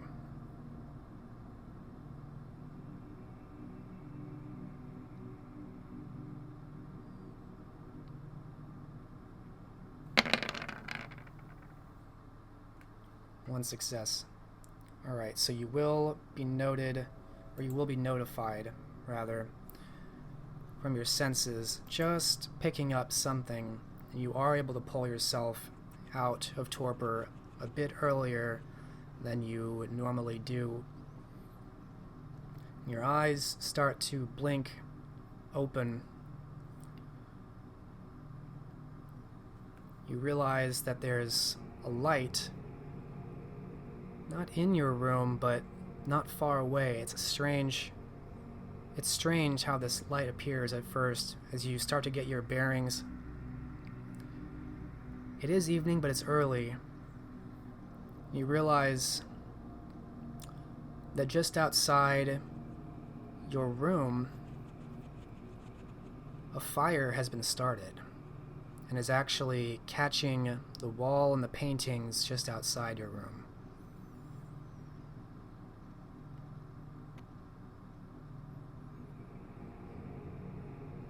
Okay.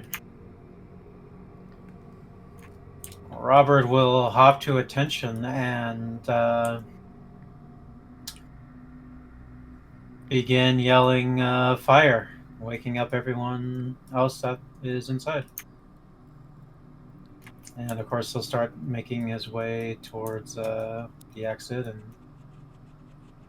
if there's an exit that's not being covered with flame.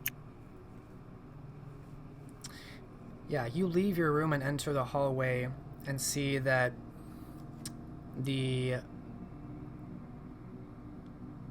hallway that continues down seems to be caught up in flames. You're not hearing any voices or any movement of people. You don't hear any response, although just down the hallway where the guests are, or where the guest bedrooms are, you see what looks like one of the doorways open normally to one of your attendants. There is a pool of blood leaking out into the hallway.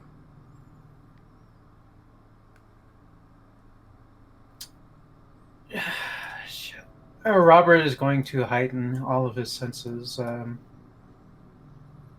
Maybe not so much smell, hearing, just hearing. And he's going to see if he can hear anyone as he's making his way towards the exit.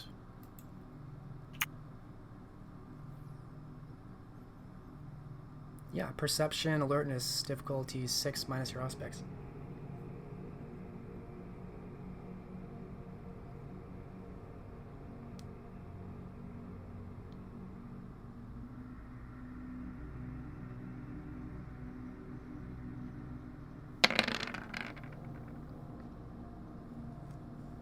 No successes. So far, you're not hearing anything. You avoided the fire down one hallway and took another back to the foyer. And as you pass more rooms looking in, you see bloody sheets. You see servants not moving or fallen out of bed. Blood is thick in the air now that you smell it. as is the smoke growing in this house. But you reach the foyer, the exit, the front door. Is it locked? Is actually open, and there is a man standing there. You see your child, Albert Desjardins, standing in the doorway, holding a torch, and there seems to be some liquid poured all over the foyer. He holds a torch up and looks to you from across the foyer.